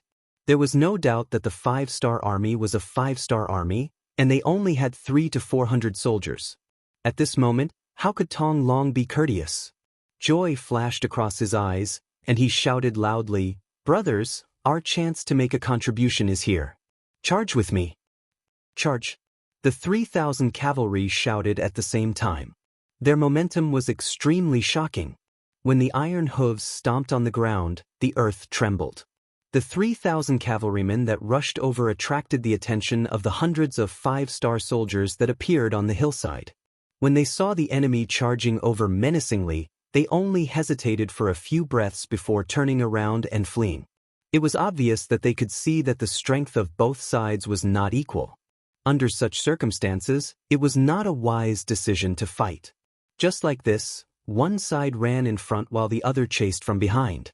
The two sides chased after each other. One side desperately tried to escape from the misfortune of being caught while the other desperately tried to make a contribution. On this piece of land, more than 6 hours had passed as they chased after each other. The sky gradually darkened. The 3,000 cavalry from Liaodong were tired after running for an entire day. Seeing that the distance between them and the enemy hadn't closed by a bit, many people advised Tong Long to rest. The general idea was that since they couldn't catch up, it was better to have a good rest. Their brothers were too tired. Although Tong Long really wanted to establish this merit, he was also clear that it would be very difficult to achieve his goal by chasing after them like this. Although he was a bit unhappy, his rationality won over his emotions. In the end, he gave the order for the army to rest. However, he didn't give up and arranged for a few dozen scouts to continue the chase. He believed that if he was tired, the 5-star army wouldn't be any better. This idea was not wrong. When Tong Long and the others had just rested for less than an hour, the scouts rushed back and said that the 5-star corps that they were chasing had stopped after seeing that there was no one chasing after them. They were resting on the main road that was 10 miles ahead. They really are tired. Hearing the scouts' report, Tong Long immediately became spirited. He immediately ordered everyone to stop resting and chase after the enemy. They had only rested for a short period of time. Many people only had the opportunity to drink some water and eat some dry rations. They hadn't officially rested yet. However, no one dared to disobey Tong Long's orders. All of them fell into the trap and continued on their way under the guidance of the scouts. After running for 5 kilometers, they saw a wide, flat road in front of them. Several hundred 5-star army soldiers were resting. It was a pity that their appearance had the effect of startling the enemy. When the two sides were still 4 miles apart, the 5-star army began to flee once again. Chase! Tong Long didn't want to give up just like that, so he continued to spur his horse. Just like that, after a day of rushing, the chase continued for an entire night. Both sides didn't stop to rest, but as a result, their spirits dropped quite a bit. The sky began to brighten, and the 5-star army could be seen more clearly. However, they were still 4 li away, and it was truly hopeless. "General, let's take a break. If we continue to chase like this, I'm afraid we'll never be able to catch up." One of the Baihu who sensed that his warhorse's fur was soaked through couldn't help but speak up. With someone taking the lead, very quickly, more and more voices echoed out. Tong Long, who knew that the law couldn't punish too many people, hesitated for a moment. He was prepared to give the order to stop the chase and take a good rest. However, at this moment, another Baihu suddenly shouted, "Look, their speed seems to have slowed down. It seems like they can't hold on any longer." Is that so? It seems like it. Yes, I can see it too. Their speed seems to have slowed down quite a bit. Compared to our riding skills, it seems like they're still lacking. At this moment, all sorts of discussions began to spread. This was equivalent to giving Tong Long a shot of confidence.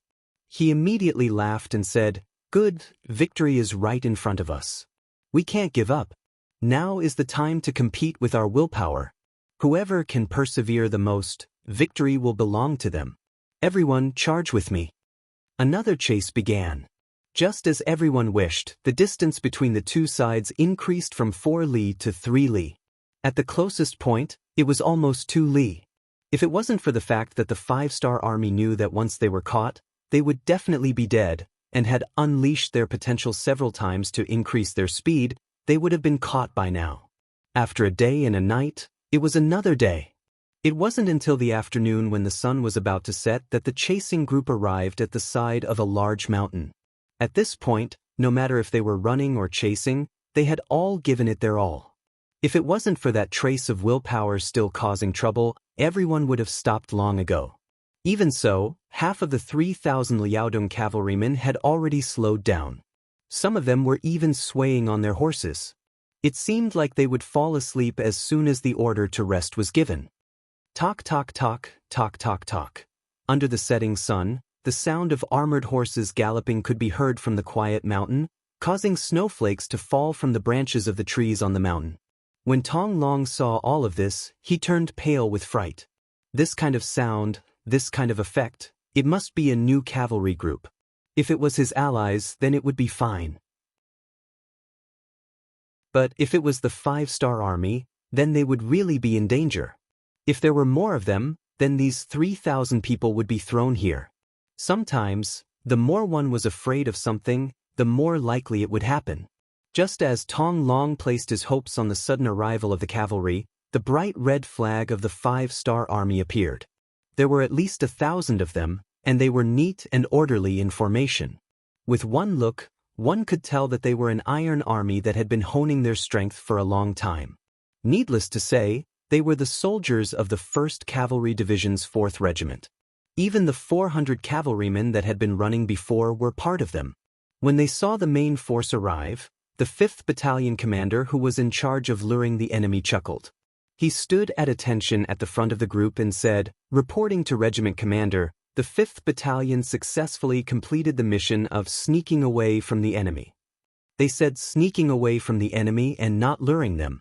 This in itself already showed that they did it on purpose. Very good, the 5th Battalion will record this merit. Now go and rest. Leave everything to the other 4 battalions. Bai Shuang said happily. No, please approve. Our 5th Battalion can still fight. Even if our combat strength is weaker, we still have the stamina to capture prisoners. The 5th Battalion commander chuckled and requested to participate in the battle. Approved. You guys will be in charge of the periphery. Clean up the battlefield later. Bai Shuang also laughed out loud as he spoke. Then he turned around and gave the order. The 4 battalions behind him formed an arrow formation. If everyone was full of energy, Tong Long would still have some confidence in fighting against 2,000 with 3,000. But now they were exhausted. After running for 2 days and 1 night, they did not even have 2 hours of rest. At this moment, they were afraid that they could not even use 20% of their usual strength. How could they talk about winning the battle? The appearance of the 5-star army caused Tong Long's expression to change drastically. The cavalrymen behind him were all panting with ugly expressions. Get ready, charge. Bai Shuang didn't give them any time to rest. Perhaps this was originally an unfair battle, but this was the result of his plan. It must be said that it was also a part of his strength. If he had to blame someone, he could only blame Tong Long for being too greedy. He always wanted to gain merit. The 4 battalions, totaling 1,600 cavalrymen of the 1st Cavalry Division, charged forward. They were either wielding a saber in one hand and a shield in the other, or wielding a saber in both hands. Just like this, with unstoppable momentum, they charged toward the enemy. By the time they formed several dozen arrow-tipped formations and fiercely pierced into the 3,000 Liaodong cavalry, victory or defeat was already decided. Even if they were in their peak condition, they wouldn't be able to gain any advantage. Now that their strength was less than 20%, how could they fight this battle? Facing the charge of the 1st Cavalry Division, a lot of people wanted to raise their blades to meet them. They could even see the direction of the blades clearly. But because of their lack of strength, they were able to display their weak side in a head-on clash. Some of these cavalrymen who should have been able to fight for a few rounds were knocked off their horses. Some of them fought for 2 rounds, but they were also knocked to the ground because of their lack of strength. Tong Long was worthy of being called a valiant general. Even if he didn't sleep for 2 days and 1 night, and didn't even have a good drink of water, when he really faced the enemy, he still showed his valiant side. Even when he was surrounded by 4 soldiers of the 1st Cavalry Division, he was still able to fight evenly. Tong Long's performance was seen by Bai Shuang. He couldn't help but nod his head. It was rare for the Baiming army to have such a tough general, so he didn't have any plans to give up. This kind of talent must be used by the 6th young master. Get out of the way. I'll fight him. Bai Shuang was itching to fight.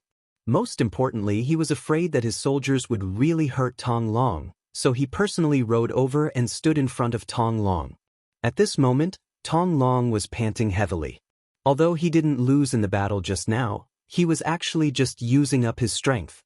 He couldn't hold on for long. But his pride still made him persevere. Even when facing Bai Shuang, who was also extraordinary, he didn't show any fear. Who are you? Tell me your name. I don't kill nameless generals. Bai Shuang, who was wearing a black cloak, didn't immediately answer Tong Long's question. Instead, he first looked him up and down, then nodded slightly. Not bad. You have a good temperament. Teachers should like you. This kind of question and answer angered Tong Long. He was an existence that could call the wind and summon the rain in the Jian province left guard. Who would dare to look at him like this? It was as if they were admiring an object. This also made him very angry as he said, "Who are you? Tell me your name and I will not kill you." Chapter 1139. Alright, my name is Bai Shuang. I am the commander of the 4th Regiment of the 1st Cavalry Division. If you surrender now, you can still live. Otherwise, I'm afraid that this day next year will be the anniversary of your death. Bai Shuang did as the other party wished and reported his name. Then, he looked at the other party with interest. If this person surrendered now, although he could still live, he would definitely be at a disadvantage. Tong Long, who was already somewhat exhausted, would naturally not be frightened by Bai Shuang's words. His expression was cold as he said, "Stop talking nonsense. How can a man surrender to others? If you have the ability, then kill me. If you don't, then be killed by me. Take this." Tong Long knew that his stamina could not hold on for much longer. If he did not make a move now, the longer it dragged on, the more disadvantageous it would be for him. After knowing Bai Shuang's name, he immediately made his move. Tong Long was using an extremely sharp saber that looked a little like the weapon used by the Mongolian cavalry when they were roaming the world. It was polished until it shone brightly. When he swung it in the air, because it was fast enough, it actually brought about streaks of white saber intent, gaining the upper hand by a show of strength. Just now, Tong Long had used this kind of fearless blade aura to force the 4 elite soldiers of the 1st Heavenly Cavalry Division to be unable to gain the slightest advantage. Bai Shuang used a red cherry blossom spear that was about 2 meters long. The spear technique was passed down from a spear master. After his own research and continuous training, it finally became a unique technique. The spear technique was strong and heavy, but also slightly agile and tricky. With this set of skills, it was difficult to find an opponent in the entire division. Only the division commander Tian who could defeat him with the full strength of his twin blades. In weapons, there was a saying that the longer the weapon, the stronger the weapon, and the shorter the weapon, the more dangerous it was. If Tong Long was at his peak, he would be able to exchange dozens of blows with Bai Shuang. It would be difficult to determine the victor. However, right now, he had used up 80% of his strength. How could he be a match for Bai Shuang who was using his full strength? After exchanging 2 blows, the scimitar fell to the ground. The third blow, the long spear smacked Tong Long's back, causing him to spit out a mouthful of blood and fall to the ground. Tong Long fell to the ground and fainted. Immediately, other soldiers came forward and tied him up tightly. Looking at the opponent that he had knocked out, Bai Shuang nodded lightly. Even though they had only exchanged 2 moves, he could still feel that his opponent's strength was not ordinary and his moves were sharp. Call the medics over and take a good look at him. We can't let anything happen to him.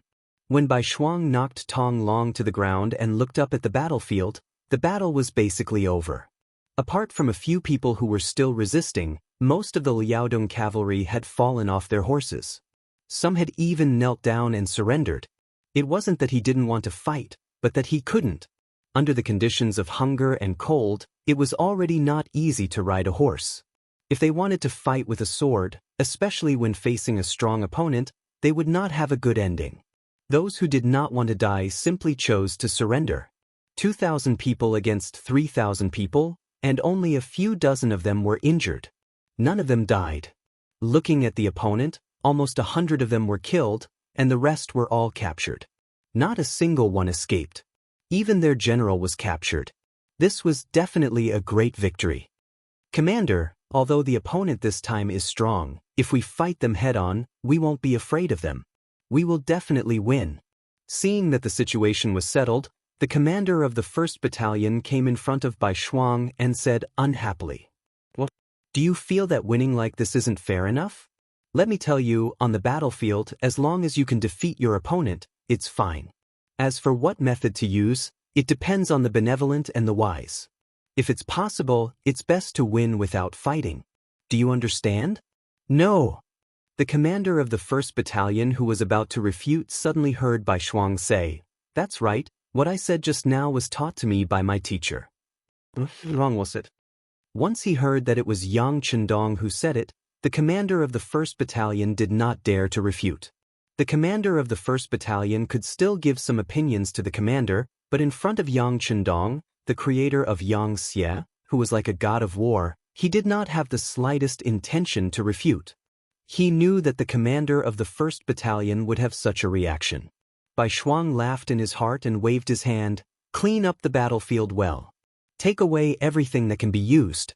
Don't leave anything behind." Just like that, Tong Long was captured.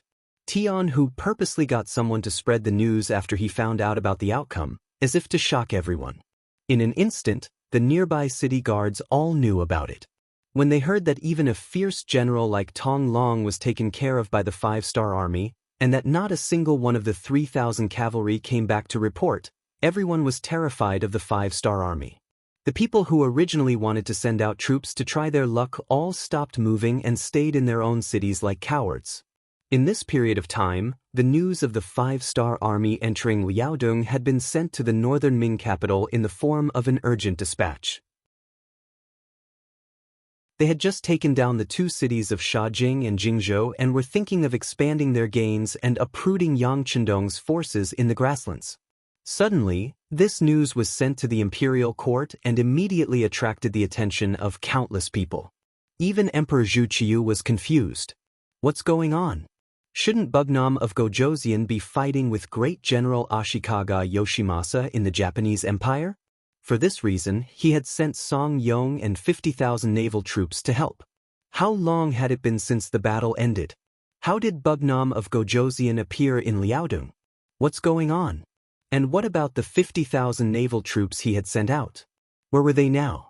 Why was there no news of them? Could it be that they had been destroyed by Bugnam of Gojoseon? That was 50,000 people, and they were at sea. It wasn't that easy to wipe them all out. Why wasn't there a single warship that reported the news? Countless questions appeared in Zhu Qiyu's mind. This unexpected situation disrupted Zhu Qiyu's plans. Because Shajing and Jingzhou had been peacefully taken back and he had obtained the 5-star army, Zhu Qiyu was filled with confidence. Who said that Bugnam of Gojoseon was invincible? Didn't he win? Since that was the case, of course, he would continue to work hard to take down Shur City and uproot the 5-star army's forces in the grassland. This idea was quickly approved by the other king of the grassland, Yeshen. On the grassland, Yeshen was really afraid of the 5-star army. At least, every battle ended with his defeat. If he could destroy the 5-star army and replace it with Baiming, it would be great. He believed that it wouldn't be long before he could still be a king. Therefore, Zhu Qiyu didn't have to spend much effort to reach an alliance with Yeshen. The two sides agreed that one side would send out 400,000 troops, and the other side would send out 200,000 troops. They would definitely take down Shur City with high walls and drive Yang Xie's forces out of this area. Both sides were mobilizing their troops. After all, it involved an army of 600,000. Just the preparation of food and drink would take some time, not to mention the military supplies. Unexpectedly, something happened in Liaodong so quickly. If it was in the past, Zhu Qiu wouldn't panic even if Liaodong's predecessor, Nu or Gandusi, was attacked. After all, it was a bitter and cold place in his opinion. Other than being able to ensure the safety of the northern territory, it had no other use. However, it was different now. He had 70,000 Liaodong cavalrymen. They had now become the most elite existence in the Baiming army. They could even scare off the 5-star army. How could such a powerful army, the headquarters of such a powerful army, a place where countless brave warriors could be produced, how could they just watch as it was lost? He couldn't lose Liaodong, and he couldn't let Yang Chendong use this opportunity to open a supply route. Zhu Qiu immediately ordered a court meeting. He wanted to gather all the officials to discuss a solution to the problem. For this court assembly, in order to achieve the effect of everyone working together, Zhu Qiu specially allowed all 4th-ranked officials and above to participate. The same went for 4th-ranked generals. In order to maintain balance in the Great Ming Dynasty, the status of the generals was usually not very high. Most of them were even regarded as boorish. Sometimes, even a 2nd-ranked general status was not as high as a 4th-ranked civil officials. Usually, during the court meeting, there were even fewer opportunities for the generals to participate. This time, Zhu Qiu intended to raise the status of the generals. From this point alone, it could be seen that Zhu Qiu was really anxious. The expansion of the court assembly this time had indeed attracted many officials to participate. Just looking down from the dragon throne, it was a sea of black crows and crows. There were more than 200 people. Looking at so many officials below the stage, Zhu Qiu smiled and breathed a sigh of relief. He didn't believe that with so many talented people, he wouldn't be able to defeat a small bugnam of Gojoseon. In his joy, Zhu Qiu looked at Jin Ying, who was standing to the side, and nodded. The court meeting began. There was no need to talk about the topic. Those who were able to appear here naturally knew what was going on. Thus, from the beginning of the court meeting, there were officials who continuously gave suggestions. Each and every one of them spoke endlessly, as if each of them had thousands of ideas in their hearts.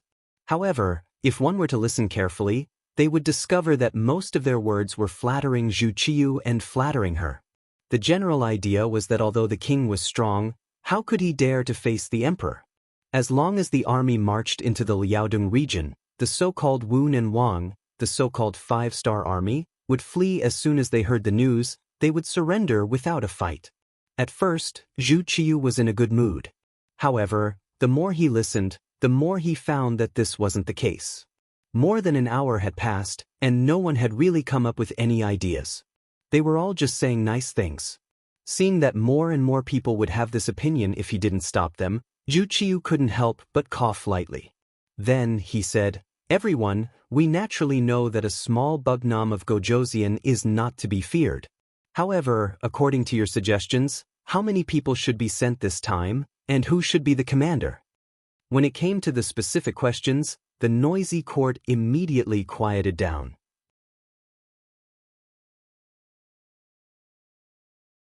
Chapter 1140. Most of the people who could come here were civil officials. They either relied on their writings or relied on their family's influence to get to their positions. Some even relied on some shady means to get to their positions. But no matter how they entered the court, most of them had a common characteristic, and that was that they could speak but not act. It was undeniable that Confucianism could indeed teach people to be good and change the wildness in a person's heart. There were also other benefits. But the drawbacks were equally obvious. Some things were too rule-abiding. After a long time, they would become complacent. It was like moving their mouths and talking. They dared to comment on anything. Some of them even dared to criticize the emperor. But when it came to practical matters, they really couldn't do it. This didn't mean that they didn't have the ability, but because when two sides fought, the other side wouldn't listen to you. If there was a disagreement, they would draw their swords. This wasn't something that these scholars who studied Confucianism could compare to. It was important for people to know their own limits. If they knew that they couldn't do something but still insisted on standing up, then it wasn't taking responsibility, but showing off. To put it bluntly, it was no different from courting death. It was just like the Tuma Fortress incident back then. How many civil officials of northern Ming had died? Among them, there were many who were truly talented. However, in the face of the ferocious Walla cavalry, were their eloquent tongues really of any use? After the previous incident, the imperial court was much quieter this time. For a time, Zhu Qiyu, who was originally full of hope, suddenly had an ugly expression. Just now, when everyone was talking so excitedly, he thought that they had already thought of a countermeasure. But now, it seemed that this wasn't the case at all. His gaze swept past the civil official group and naturally landed on the military general group, which had very few people. When it came to specific matters, especially when it came to leading troops to war, it still depended on the generals. But what made Zhu Qiyu a little disappointed was that even these generals who practiced martial arts didn't take the initiative to stand up at this moment. Instead, they all lowered their heads and pondered about something, as if there was something valuable under their feet that was worth attracting. The great Ming dynasty had a long history of valuing literature and despising the military. It wasn't something that could be changed overnight. Although because of the changes in the political situation, the status of the generals had increased, but there was still a big gap between the two sides. Let's use a simple example. What is the most important thing in a war? Some people might talk about the morale of the soldiers, some would talk about the bravery of the generals, some would talk about whether this was a battle of justice, and some would talk about the right time, the right place, the right people, and so on. But the real key was logistics. In other words, it referred to the supply of food, fodder, and weapons. Think about it, if an army that was capable of fighting did not have food to eat and only had wooden sticks in their hands, how could they fight the enemy? How could they use their teeth to bite the enemy? Tear it apart with your bare hands? Thus, there was a saying that war was a war for money. It just so happened that the logistics of the army were decided by the civil officials. This was equivalent to having one's Achilles heel pressed down. Even if one wanted to fight alone, one couldn't. How could one win a battle in such a situation? Just like the 70,000 Liaodong cavalry. Why did they develop so quickly? Why were they so elite that even the 5-star army in Origin City was afraid of them? It was nothing more than that they had enough autonomy. They could harvest grain and grass on the grassland like the Mongolian cavalry. They could snatch good things when they saw them, which made them stronger and stronger. It was impossible to send troops to Liaodong without any taboos. It could be imagined that no matter who led the troops, the logistics would be fought over. This involved a lot of benefits. Whoever had the advantage would get countless benefits from it. Once the war was won, these people would not only get the benefits, but they would also get the credit. If they were defeated, it would have nothing to do with them. The responsibility would all fall on the generals who led the troops. With this comparison, it was no wonder that the generals were not willing to stand up and take the responsibility that originally belonged to them. Not to mention, the opponent of this battle was Bugnam of Gojoseon. This person had the title of the god of war. How could he be so easy to deal with? The generals were all silent. Zhu Qiyu was a little angry. Before he could say anything, the civil officials at the side had already launched an attack. Perhaps they also felt that the contrast between just now and now was too big. They were afraid that the emperor would vent his anger on them. Therefore, they were ruthless and as unpleasant as they could be. What's wrong? Aren't you generals? Your duty is to go to the battlefield and kill the enemy. Even if you die on the battlefield, you won't hesitate. This is your destiny. That's right. Isn't it your duty to send troops to war? Why are you afraid of death now? None of you dare to accept the challenge. It's really disappointing. No wonder Bugnam of Gojoseon is so arrogant. It's all because of you useless people. You useless things. You really don't know what to do. You really make people look down on you. Yes, it's too disappointing. The imperial court spent so much money to feed you. The criticism came one after another. It was as if they couldn't show their righteousness if they didn't step on them. In just a short while, the generals' faces were as red as a monkey's buttocks. Some of the more thin-skinned ones wanted to find a hole to hide in. This was really like the saying, "Those who enjoy the show are not afraid of things getting out of hand." Faced with the criticism of the entire civil officials, a general called Li Tong finally couldn't take it anymore. As a second-grade general in the imperial court, he naturally had his own personal pride. Especially now that the status of a general was rising step by step, he was very optimistic about the future. More than once, he had told the other generals in private that spring was coming for the generals. But now, before he could achieve his goal, he was being slandered in such a way. He was really angry. When he saw that the other generals and colleagues were all evasive and didn't even dare to fart in front of the civil officials, he angrily stepped forward and said, "Your Majesty, this subject is willing to lead the army, but I have a request." Finally, someone was willing to take the initiative to step forward. Naturally, Zhu Qiu was overjoyed. When he looked at the person, even his gaze became much friendlier. "Oh, General Li, I don't know what request you have. Why don't you tell me? I hope that the matter of the provisions will be managed by the officials I've chosen." In this way, Li Tong boldly made his request. Just as he was about to continue speaking, he didn't expect that the civil officials had already exploded. "How is this possible? This is against the rules. Then, won't everything be decided by you generals?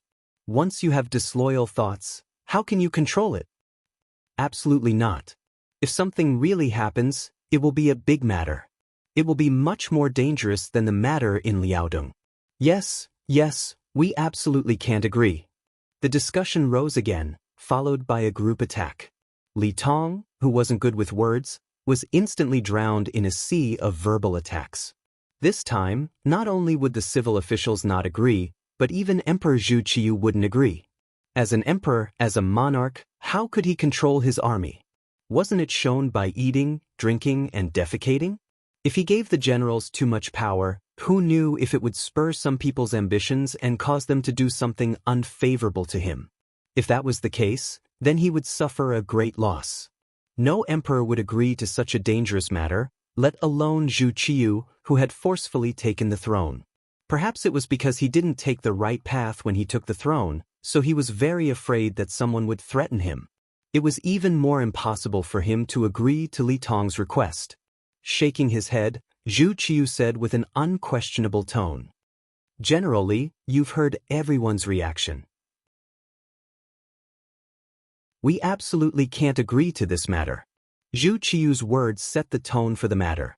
Li Tong knew that it was useless to say more. However, since he had already stepped out, it was impossible for him to retreat. He could only cup his hands and say, "Since it's like this, everything will be decided by Your Majesty. This subject will only be responsible for leading the troops to fight." Li Tong was forced to accept the challenge. In a situation where no other general stepped out, Zhu Qiu finally appointed him as the general leading the troops. He took 200,000 soldiers, 50,000 of which were veterans and 150,000 of which were new recruits. He ordered them to prepare within 7 days and send troops to support Liaodong. As if to ease Li Tong's heart, Zhu Qiu especially said during the court meeting that no matter who was in charge of logistics and provisions, they couldn't make things difficult for General Li and had to do their best to cooperate. The officials naturally agreed, but no one knew what would happen. Su Yozhen, the Crown Prince's junior tutor, Grand Scholar and Minister of Justice, didn't say anything from beginning to end. He just watched coldly from the sidelines and sneered in his heart. Before the troops had even been sent out, General Li Tong had already attracted the dissatisfaction of the civil officials. Li Tong could even imagine that it would be strange if he wasn't targeted. If he didn't do this, how could the civil officials vent their anger of being accused of not trusting him? It seemed that the result of this battle had already been decided. Sigh, could it be that the great Ming's luck was really coming to an end? The Hu estate. Minister of Rights Hu Shao. Although he still had the title of minister, he hadn't been to court for a while. This was because the relationship between Baiming and Bugnam of Gojoseon had changed greatly. This made his position as Yang Chendong's father-in-law very awkward. In order to avoid unnecessary trouble and to avoid being targeted, Hu Shao was sick and stayed at home. Not only that, but the other members of the Hu family were also ordered to stay at home and not go out. They had to be as low-key as possible.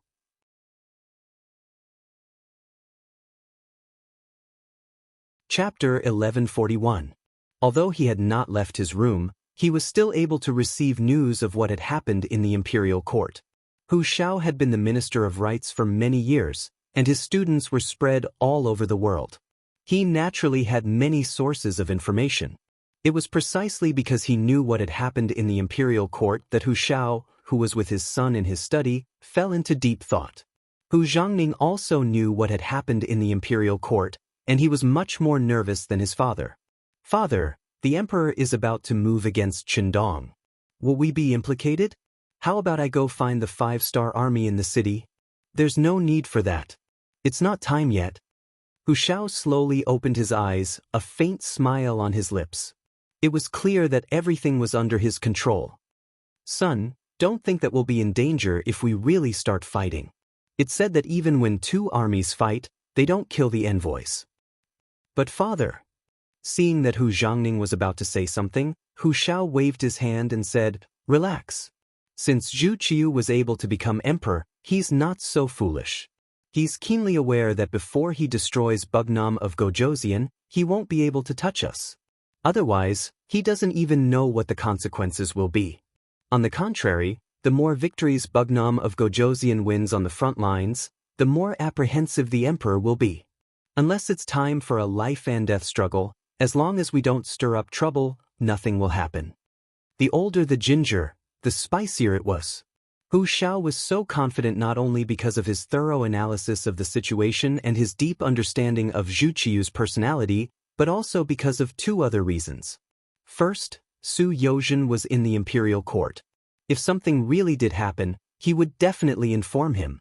Second, Bai Ming had Yang Qindong's brothers and sisters in the capital. If even they were fine, how could he possibly be in danger? With these 2 reasons, Hu Shao was naturally brimming with confidence. On the contrary, he was now worried about whether Yang Qindong could stop Bai Ming's army. If Yang Qindong was seriously injured, or even destroyed, then as his in-laws, they would be seen as accomplices. That would be the real danger. Not to mention that the Hu mansion was as calm as water. Yang Qindong, who was running amok in Liaodong, had telegraphed everything that happened there to him. Looking at the telegram sent by Wang Shan, Yang Qindong chuckled and said, 200,000? Aren't they looking down on our 5-star army too much? After a brief evaluation, Yang Qindong put it aside. Obviously, he had already predicted that Bai Ming would send troops, so he wasn't surprised by what he had expected. His main focus was now on the next territory to be conquered, Gulinwei. Ever since Yang Qindong brought Leng Si Shifu to the northern part of Liaodong, everything went smoothly. Besieging a city was as easy as entering an uninhabited land. In addition, the surrendered General Song Yong played a big role. Just like the previous Shishun guards, they didn't even fire a shot. Song Yong entered the city first to persuade them to surrender and occupied the city. More than 1,000 Ming soldiers and tens of thousands of great Ming people were included in Yang Xie's territory. This time, to deal with Gulinwei, Yang Qindong used the same trick.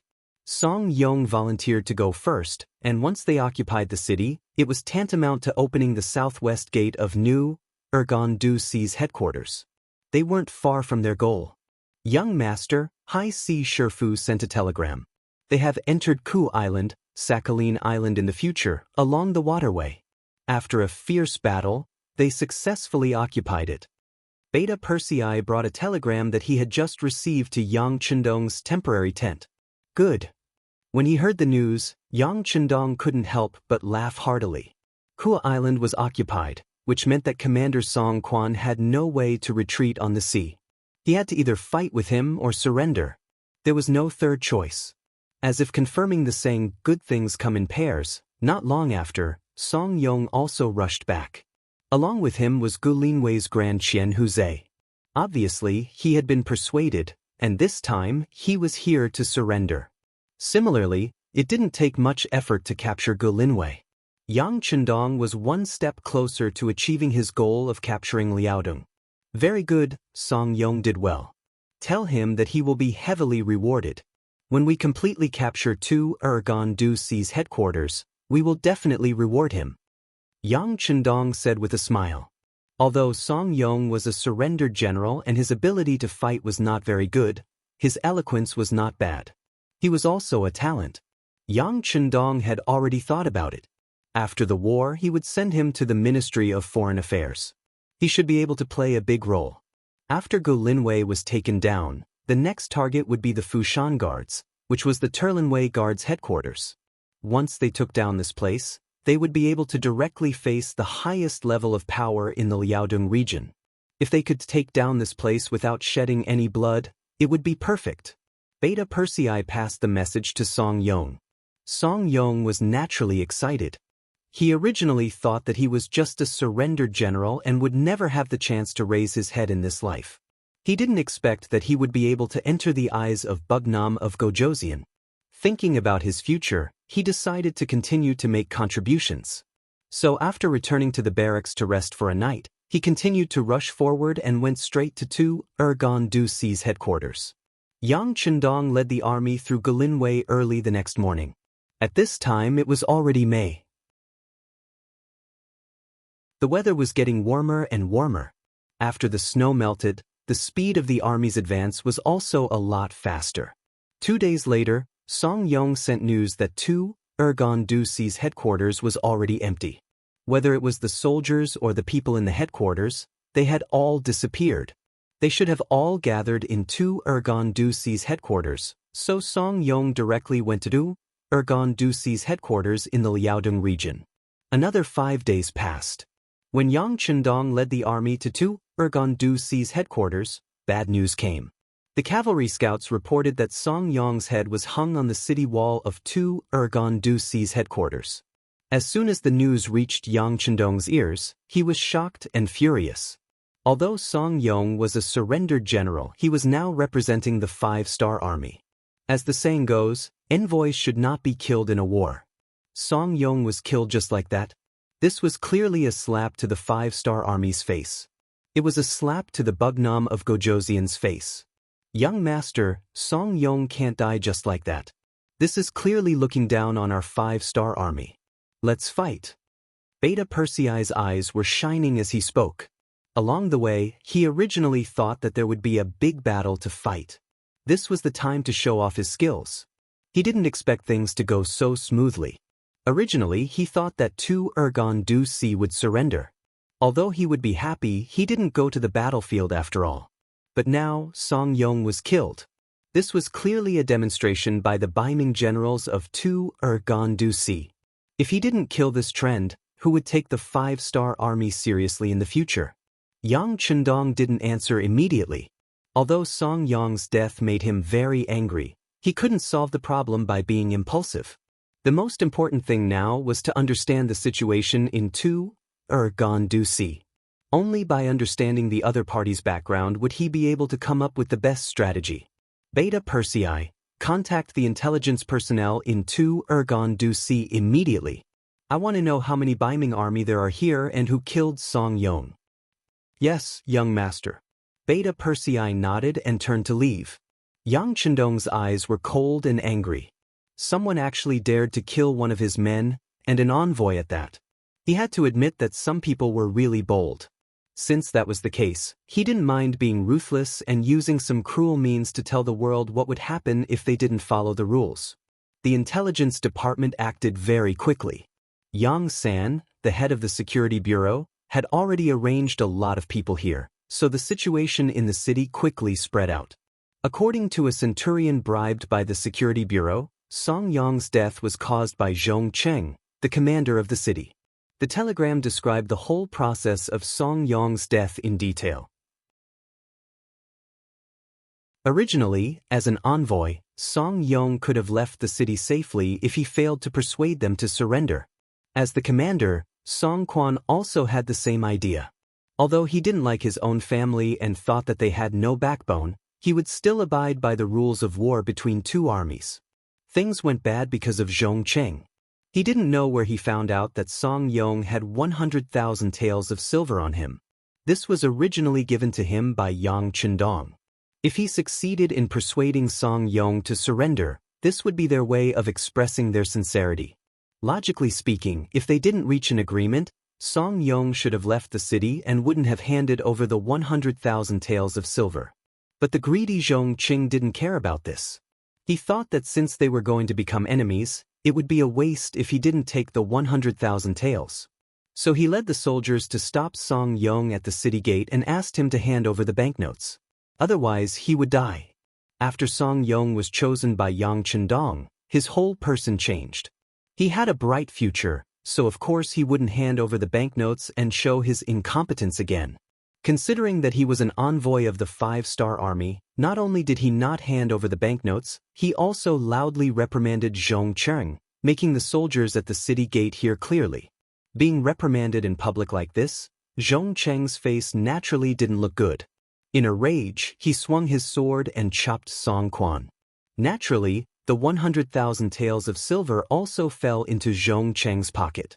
This matter was seen by many people, so Zhong Cheng deliberately said that this was the fate of those who dared to surrender to the 5-star army. "You're courting death." Yang Chendong's face was full of anger. He punched the sand table that was temporarily set up. With just one punch, the solid wood table was completely destroyed. "Young master, calm down. This Zhong Qing really deserves to die." The intelligence department also sent news that this person's reputation in the city isn't good, especially his greed and lust. That's known by everyone. Just counting the number of concubines, he has taken as many as 13 and even gave birth to 3 fat sons for him. His eldest son is already 12 years old and is now running amok in the city. I heard that he's even worse than his father. Beta Persei also said with a face full of anger.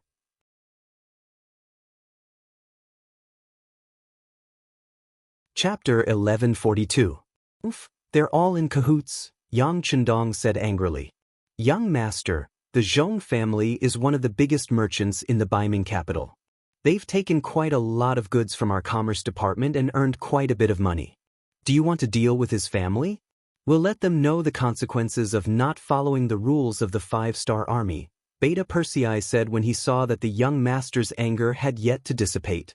People always said that one shouldn't bring trouble to one's family. Yang Chendong naturally wouldn't casually bring trouble to Zhong Cheng's family. But since his 12-year-old son was a bad person, it was normal to get rid of him according to the rules. As for the Zhong family, sorry, but they'll be removed from the list of merchants in the future. I'll take note of this. After we take down Terran City, we'll still have to hold a trial. At that time, we'll let the people decide. If Zhong Qing really didn't teach his son well, it's better to get rid of him as soon as possible. Yang Chendong didn't say it explicitly, but he didn't object. This was enough to explain everything. Dealing with Zhong Cheng would have to wait until they took down Terran City. The most important thing now was how to take down the city. According to the intelligence department, in order to prepare for the arrival of the 5-star army, the commander had gathered some of the nearby guards in Terran City. In addition to the original soldiers in the city, the Baiming army now had close to 100,000 people. It was truly a powerful force. On the other hand, Yang Chendong only had 8,000 elite soldiers from the 4th Infantry Division, 20,000 North Korean C-rank soldiers, and the Northern Ming Guards who had come all the way to Long, which added up to about 10,000. Altogether, there were no more than 40,000 people. 40,000 against 100,000, and it was the main attack. This was basically impossible in the eyes of others, but in Yang Chendong's eyes, it was a completely different matter. The reason why he brought the 4th Division and not the other cavalry troops was to attack the city. Now, it seemed that he had to use it. Inform the commander to prepare to attack the city. Inform the other troops to prepare to assist in the attack.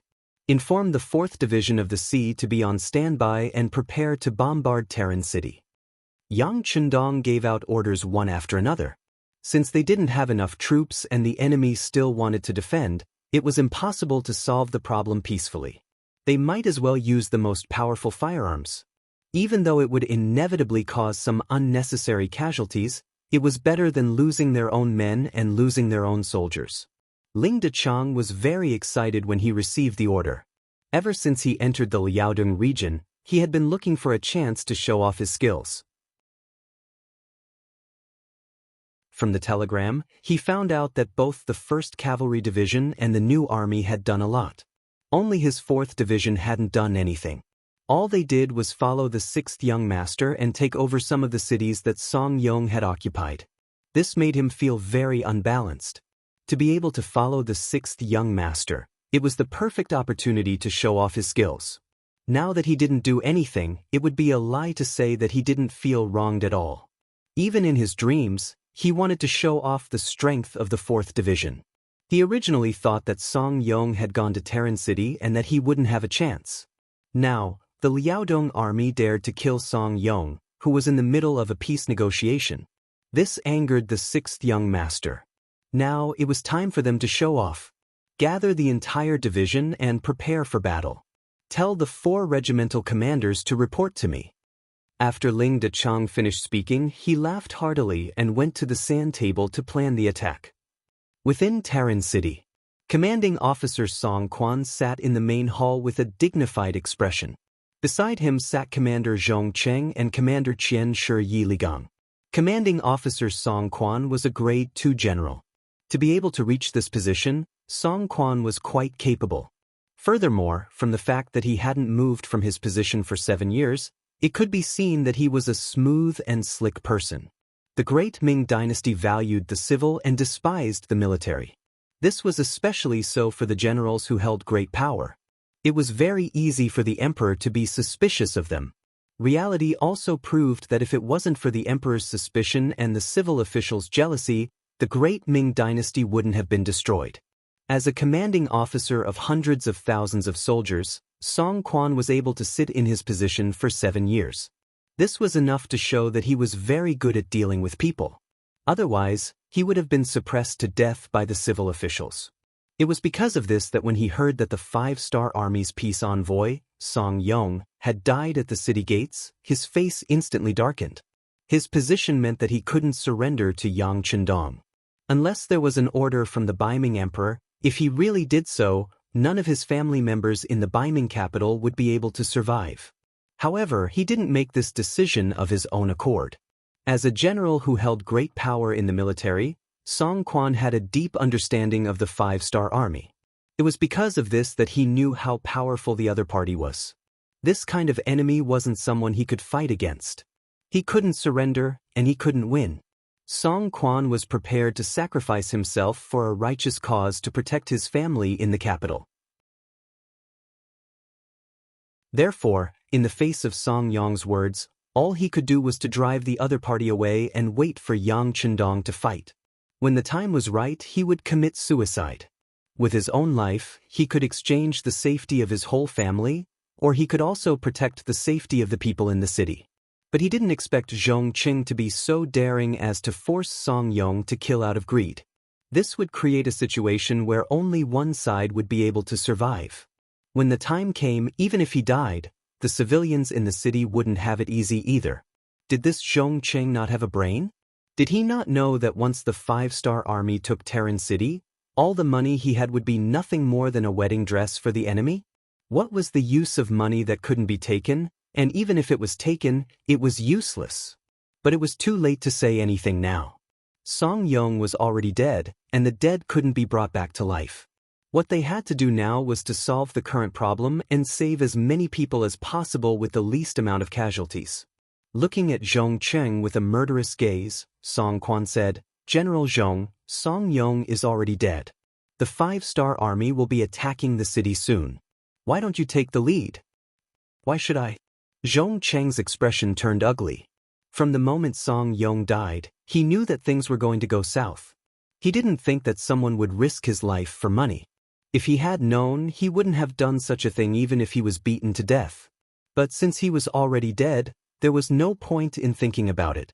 Thinking about the 100,000 soldiers in the city and the less than 50,000 5-star army outside the city, he regained his courage. But now, the commander was asking him to fight the 5-star army. Wasn't that the same as asking him to die? He wasn't stupid enough to agree to it. Everyone knew that it was easy to gain merits by being the vanguard, but it was also very dangerous. Perhaps if it was another ambitious general, he would fight for this position. But as a member of the Zhong clan in the capital, he had an incomparable background. He came to the Liaodong region just to gain experience. He didn't need such a great merit. Only then did he refuse without even thinking about it. Sitting on the right was the commander, Yi Ligang. He was a handsome middle-aged man in his early 30s. To be able to reach this position and become a rank 3 general, it wasn't because he had a powerful background. Instead, he relied on his own efforts to get to where he was today. It could be said that whether it was in terms of intelligence or bravery, he was one of the top 5 people in the Liaodong region. Yi Ligang, who could be called an all-rounder, knew his fate the moment he heard the guard say that Zhong Cheng had killed Song Yong at the city gates. He was so angry that he called Zhong Cheng a stupid pig. Just watch, because this person is likely to bury all of us in the city. Even on the battlefield, killing a general of the 5-star army wasn't a big deal. In a battle between 2 armies, who wouldn't die? But killing an unarmed envoy was completely different. That was openly breaking the rules and slapping Bugnam of Gojoseon's face. Who was Bugnam of Gojoseon? He was in existence on par with the southern and Baiming emperors. In terms of territory, he wasn't much worse. He was just someone with a lower reputation. How could such a person be so easy to provoke? Who was Zhong Cheng? His family had some reputation in the capital and he had made some money in the past few years. Did he really think that he was invincible and could do whatever he wanted? Did he think that he could kill people without following the rules? From that moment on, Yi Ligang had sentenced Zhong Cheng to death. And now, Zhong Cheng was openly disobeying the commander's orders. Yi Ligang didn't know what to say about this person. It seemed that the word, stupid, wasn't enough to describe him. Sure enough, as soon as Zhong Cheng refused, Song Quan flew into a rage. General Zhong, do you think I'm negotiating with you? Let me tell you, this is a military order. If you don't obey, you will be punished according to military law. The so-called punishment according to military law was beheading. Zhong Cheng, who felt that things were not going well, pointed at Song Quan and said, "Commander, you can't do this. Over the years, our Zhong family has given you a lot of money. Shut up. If you dare to mess around, you will be slapped 30 times, Song Quan said angrily. That's right. Over the years, he had been able to secure his position because he had given a lot of money to the higher-ups. He had no choice but to do so. If he hadn't done so, he would have been schemed against by others. Among them, the Zhong family had paid a lot of money. If it was in the past, even if it was because of this, he would not do anything to Zhong Cheng. But now, seeing that Tren City was about to fall and he was about to die, how could he still be threatened by Zhong Cheng?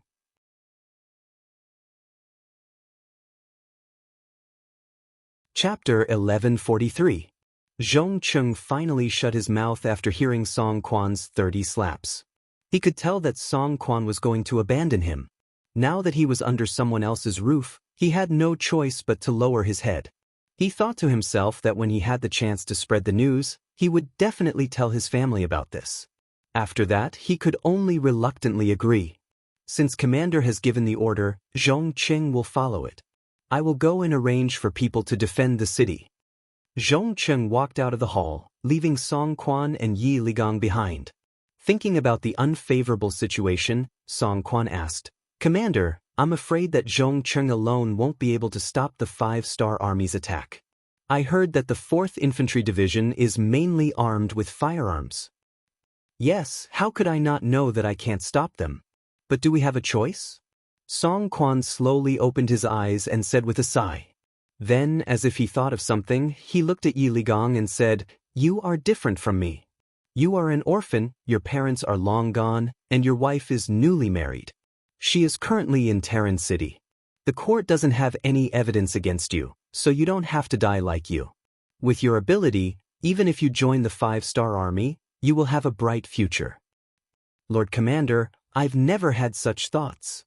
Yi Ligang hurriedly explained. Song Quan interrupted him and said, "All these years, how could I not know what kind of person you are? It's just that there is no need to make unnecessary sacrifices. Moreover, Bugnam of Gojosian is indeed a dragon among men. I know that he is very good to the Han people, so he should be good to the Han generals as well. With him, the Han people's status will be higher and their lives will be better. Isn't this what we want to see? Sigh, if it wasn't for my family, I would also consider joining the 5-star army and fight for Bugnam of Gojosian, fighting for the Han people's future. Yi Ligang would never have thought that Song Quan would be the one to say such heartfelt words. For a moment, he was stunned and didn't know what to say. Just like what Song Quan said, Yi Ligang had a good impression of the 5-star army. Especially after learning about their deeds from various intelligence reports, he admired them even more. However, due to his identity and faction, he had no choice but to hide it in his heart. Now, the choice was right in front of him. He had gone from being a bystander to being in the situation. It would be a lie to say that Yi Ligang did not have any ideas about where to go from here. However, when he thought about how everything he had today was all because of Song Quan's recommendation, he could not let down this benefactor in his life. And now, it was this noble person who was advising him to surrender to the enemy. His heart, which had been suppressed, began to stir again. Yi Ligang did not immediately object, which was equivalent to expressing his attitude. How could Song Quan not know? He continued, Ligang, it's not that I don't have any selfish motives.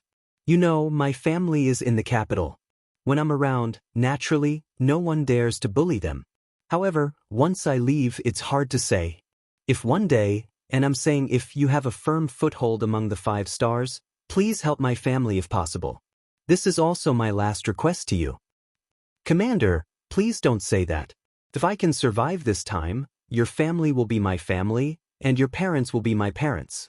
Yi Ligang immediately swore. Good. Song Quan patted Yi Ligang's shoulder with a gratified expression. The last worry in his life had been removed, and he could finally go without worry.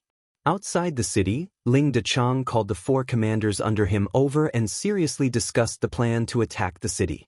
It wasn't easy to get a chance to attack, and everyone's opinion was surprisingly unanimous. They were not in a hurry to attack the city. First, they would scare the enemy and let them know that sometimes, it wasn't easy to die even if they wanted to. For hours later, after the 4th Lu Division was fully prepared to attack the city, the first gunshot rang out. With the Type 95 firearms that could easily fire from 300 to 400 meters away, when the gunshots rang out, the Ming soldiers guarding Terran City became live targets. Many of them even had bows and arrows in their hands as they stuck their heads out of the battlements, waiting for the 5-star army to come closer. Bullets flew over and accurately hit their bodies. This was simply an unfair and unequal battle. One side could attack as they pleased, while the other side could only passively take a beating. They couldn't even see the appearance of their opponents clearly, but hundreds of Beiming soldiers were hit. Some died on the spot, while others were injured by gunshots and fell to the ground screaming in pain. If they died, then so be it, everything would be over. But those who were injured by gunshots, when their cries of pain rang out from the battlements, the shock it brought to their comrades was so great that it completely exceeded the expectations of the defending general, Zhong Cheng. He originally thought that with the advantage of numbers, they would be able to fight evenly with the 5-star army. In addition, they had the higher ground and were relying on the city walls, so it wasn't impossible for them to push back the 5-star army. But after this exchange, Zhong Cheng realized how wrong he was. As the headquarters of the new Ergon Du Si, it was where the commander was located. Bei Shi also placed great importance on it, and once sent people to send over 200 firearms. They had always been treated as treasures and kept in the armory. This time, Zhong Cheng even took them out, wanting to properly display their power. But after this exchange, these seemingly treasured firearms were completely useless, unable to pose any threat to the 5-star army. They couldn't even attack from a certain distance, so how could they display their power? Zhong Cheng, who was on top of the city gate tower, saw that more and more soldiers were dying and the number of injured was increasing. The soldiers guarding the city were terrified because of this. More and more soldiers hid behind the city gate tower and didn't even dare to show their heads. Zhongcheng couldn't help but be furious. He loudly ordered everyone to shoot arrows outside the city. Since the general had given the order, the soldiers below didn't dare to disobey. Helpless, they could only risk their lives and shoot arrows outside. But very quickly, those who showed their heads didn't have a good ending. Out of 10 people, at least half of them were hit or injured, and the remaining half had their arrows shot to God knows where, unable to pose any threat to the outside world. Under the constant orders, the number of injured and dead increased, and the morale of the Baiming army continued to drop. Having completely lost the initiative, the Baiming army could only take a beating and hide. Outside of Terran City, the 4th Master Lu's attack shocked everyone. Behind them, the 20,000 North Korean soldiers who were preparing to attack, as well as the 10,000 Baiming soldiers who surrendered along the way, were also shocked. They originally thought that with the enemy's high walls and the commander personally leading the attack, this attack would be extremely difficult, and who knew how many lives would be lost here. This was especially true for the Baiming soldiers who had surrendered. Thinking about how they had just escaped from the tiger's den and into the wolf's den, they felt extremely uncomfortable. But who would have thought that when the attack started, the situation would be one-sided? The Terran City Baiming soldiers, who had the advantage in numbers, didn't even have the ability to retaliate. When this scene fell into everyone's eyes, many of the soldiers were extremely excited. The situation on the battlefield was completely out of their expectations, and it gave them hope, a chance to perform meritorious deeds. General, the North Korean soldiers and the Baiming army who surrendered are asking if we can attack the city now. Ling Dechang was still smiling as he watched his soldiers flaunt their might when the messenger walked over and reported, "There's no rush, there's no rush." Ling Dechang waved his hand and laughed. "Tell them that it's not time for them to attack yet. Let's fight for a while longer and completely destroy their morale. That's when we'll be able to win this battle, ha." Ling Dechang was very familiar with his weapons, and he was even more familiar with the power of his weapons. He knew that if he wanted to obtain the greatest victory with the smallest price, he couldn't rush it. In any case, he had brought a lot of bullets with him this time, so he treated it as giving the soldiers a chance to shoot. They didn't charge, and bullets continued to fly. For hours later, the sky turned dark and everything became quiet. More and more injured soldiers were carried down from the city walls. Cries of pain and anguish could be heard everywhere. When the Baiming soldiers who hadn't entered the battlefield heard this, their faces turned pale and their expressions changed greatly. Facing an enemy who could easily kill you from a distance without even facing you head-on, they didn't have much of a chance of winning. They all thought in their hearts, if it were them, how much confidence would they have in winning? The commanding general, Zhongcheng, also had a dejected look on his face. He originally thought that with his advantages, he would be able to fight on par with the 5-star army. If things went well, he would be able to defeat them. That would be an outstanding military achievement. Who would have thought that the result would be like this? After fighting for 4 hours, they couldn't even touch the corner of their opponent's clothes. He only got the result of more than 300 soldiers being killed and more than 1,000 injured. Of course, what was worse was that the morale of the soldiers had been greatly damaged. If this continued tomorrow, he really didn't dare to imagine how the army would be able to continue fighting if they didn't have any combat power. "General Zhong, the commander has ordered you to come to his residence to discuss military matters." One of Song Quan's soldiers came in front of Zhongcheng. "I understand." Zhongcheng nodded expressionlessly. "Lead the way." In fact, Zhongcheng was prepared to go to Song Quan even without him coming to find him. There was no way to fight a war like this, and there was no way to win it. He wanted to resign from his position as the general of the city defense. The commander's residence was brightly lit at this moment. When Zhongcheng arrived, he saw a busy scene. He saw many people walking in and out, and they were carrying all kinds of things in their hands. It felt like they were moving house. Zhongcheng, who didn't understand what was going on, strode into the main hall and saw Song Quan and the commander, Yi Ligang, sitting there.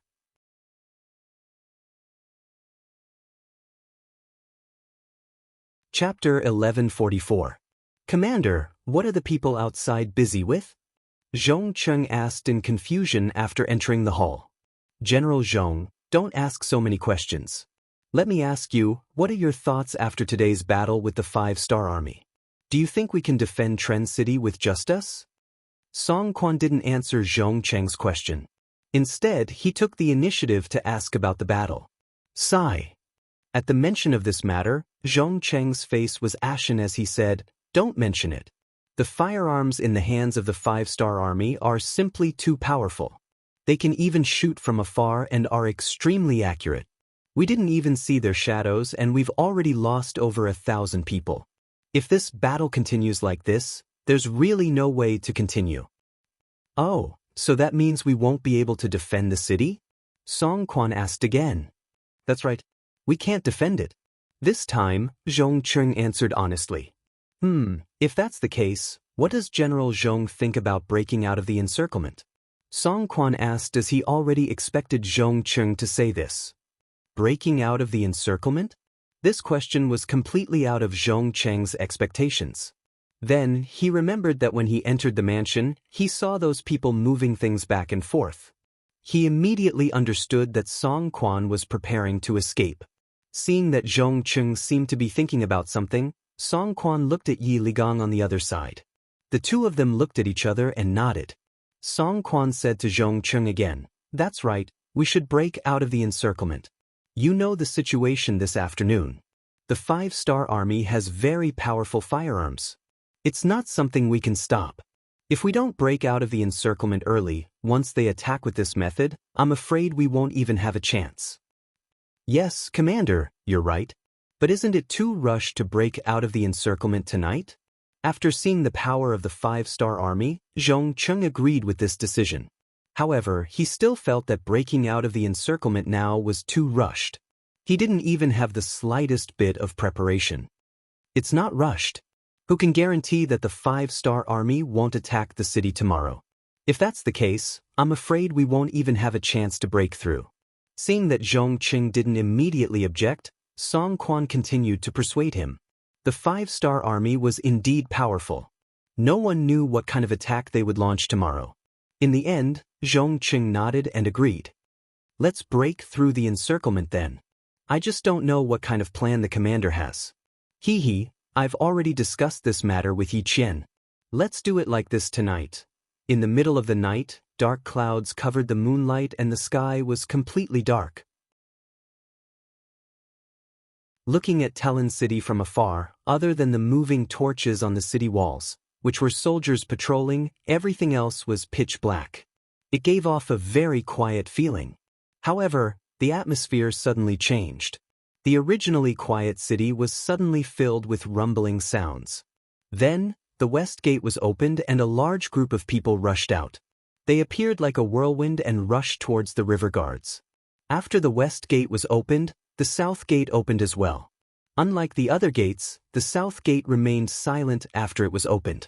Not a single soldier walked out from it. The contrast between the two was very obvious. Outside the south gate, Yang Chendong, who had already changed into a golden cloak, was slowly approaching under the protection of 1,000 Black Knights. Behind the Black Knights were tens of thousands of North Korean soldiers and 10,000 Baiming army soldiers. They arrived at the south gate unhurriedly. Then, they entered as if there was no one around. Just like that, they entered the city through the gate openly. They didn't encounter any obstruction or resistance during the process. In the commander's residence of Talon City, the commander, Song Quan, had already committed suicide in the courtyard. A white cloth was covering his body and a group of soldiers were kneeling on both sides of him. When Yang Chendong arrived, he saw this scene. Greetings, Bugnam of Gojoseon. The moment Yang Chendong entered the courtyard, everyone, led by Yi Ligang, fell to their knees. Sigh, a proper burial. After Beta Persei opened the white cloth and confirmed that the deceased was indeed Song Quan, Yang Chendong sighed emotionally. Thank you, Bugnam of Gojoseon. With Yi Ligang as the leader, everyone kowtowed once again. Song Quan died just like that. Perhaps he knew that if he didn't die, his family in Baiming wouldn't be safe, so he sacrificed himself in exchange for everyone's lives. Yi Ligang knew the whole plan. He really wanted to prevent his benefactor from dying, but he also knew that it was useless. Song Quan's survival meant that his family in Baiming had to die. There was no other choice but to sacrifice one person in exchange for everyone's lives. And before Song Quan died, he still did a lot of things. He really needed Yi Ligong to take care of his family in the future, so he first arranged for Zhong Cheng, who was a thorn in his side, to leave the city. Then he handed over all the military and political power to Yi Ligong, and then died peacefully. After Yi Ligong learned of the plan, he secretly sent someone to contact Yang Chendong. This was how the 5-star army safely entered the city and took over everything. You're Yi Ligong. Let's talk inside. Yang Chendong already knew everything that had happened. He couldn't do anything about Song Quan's choice, but he also admired him. He was full of curiosity about Yi Ligong. What kind of person could make Song Quan sacrifice himself to protect him? Could he really guarantee that Yi Ligong would fulfill his promise after his death? In the main hall of the commander's residence, Peng Yu, Ba Daojiang and the others, who had transformed into Long Wei, carefully inspected the place. After confirming that there were no problems, Yang Chendong stepped into the hall, followed by Yi Ligong, the commander-in-chief. Yang Chendong sat down on the main seat while Yi Ligong stood with his hands by his side. The two of them sized each other up. In the entire Liaodong region, Yi Ligong was an extremely famous existence. He was different from Tong Long. Although he was extremely courageous, he had relied on the help of his family to get to where he was today. Yi Ligong had relied entirely on himself. He had relied on his ability to wield both the pen and the sword to reach the position of commander-in-chief. For this reason, when the Liaodong cavalry was established, Fang Dingshan had personally appointed him as his deputy, but Song Quan had stopped him in the end. How could such a person not attract Yang Chendong's attention? Originally, he had wanted to see his ability in the Battle of Terran City, but he hadn't expected that the other party would surrender without even putting up a basic resistance. Of course, it was a good thing that he could take the initiative to surrender to him. Subduing the enemy without a fight, this was the highest level of victory in battle. And the person behind all of this was Yi Ligong, so Yang Chendong was naturally very interested in him. Bugnam of Gojoseon, the surrendered general, has a request. While Yang Chendong was sizing up the other party, Yi Ligong had already knelt down on the ground again. How dare you? Beta Persei shouted from the side. You're just a surrendered general, what right do you have to make a request? Yes, the surrendered general knows that he's not qualified, but I hope that Bugnam of Gojoseon will agree to this request. Thump, thump, thump. His forehead hit the ground 3 times in a row, and soon blood flowed from his forehead. It was obvious that he had used a lot of strength. Let's hear it. Yang Chendong stretched out his hand to stop Beta Persei's next action and looked at Yi Ligong, who was kneeling on the ground, with interest. Now that he had a chance to speak, Yi Ligong said, Bugnam of Gojoseon, Commander Song committed suicide to save the people of Terran City from the flames of war. If there's a chance one day, please clear his name. Thank you. When he sent a secret envoy to Yang Chendong to beg for surrender, he had said not to make things difficult for the people of Terran City. At that time, Yang Chendong had also agreed. However, he didn't say anything about clearing Song Quan's name. Now that Yi Ligong had suddenly brought it up, even Yang Chendong frowned slightly after hearing it. General Yi, why didn't you mention this when you sent people to beg for surrender? Reporting to Bugnam of Gojoseon, when Commander Song was still here, everything was led by him. There are some things that a surrendered general can't say clearly. The secret envoy in charge of the surrender was arranged by Song Quan. Of course, he wouldn't mention clearing his name after death. In fact, he didn't even think about such a thing. What he cared about was the safety of his family in the capital and the hundreds of thousands of soldiers and civilians in Terran City. Since Song Quan didn't mention it, Yi Ligong could not mention it. Now that he had the opportunity to talk to Yang Chendong, he brought it up. Yang Chendong nodded slightly with a look of understanding. Then he looked at the kneeling Yi Ligong and asked with a smile, You want this king to clear Song Quan's name. Aren't you worried that this king will be defeated and killed one day? If that's the case, clearing his name will be meaningless. There was a prerequisite for clearing Song Quan's name, and that was that Yang Chendong could succeed. Otherwise, not only would the matter of clearing his name be a joke, it would also bring great trouble to Song Quan's family. Although the surrendered general only lives in a remote corner, he has long heard of the Five-Star Army's love for the people. A king who cares about the people of the world, how can his future be limited? This surrendered general boldly believes that the world will eventually belong to Bugnam of Gojoseon. Yi Ligong was also smart. He took the opportunity to explain and flatter Yang Chendong. Utlika. Beta Persei, who was standing at the side, said softly. How could these words escape the ears of Yang Chendong, who had entered the quasi-grandmaster realm? However, he didn't care. Instead, he chuckled and asked, General Yi, you said that this king cares about the people in his heart. Are the Bai Ming Emperor and the Southern Ming Emperor not the same? It's not the same.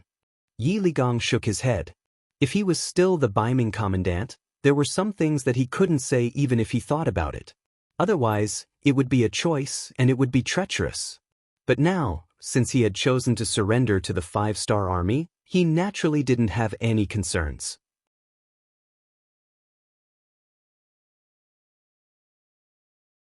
Chapter 1145. The Emperor of the Great Ming Dynasty talks about the safety of the people, but in reality, it is only for the stability of the regime.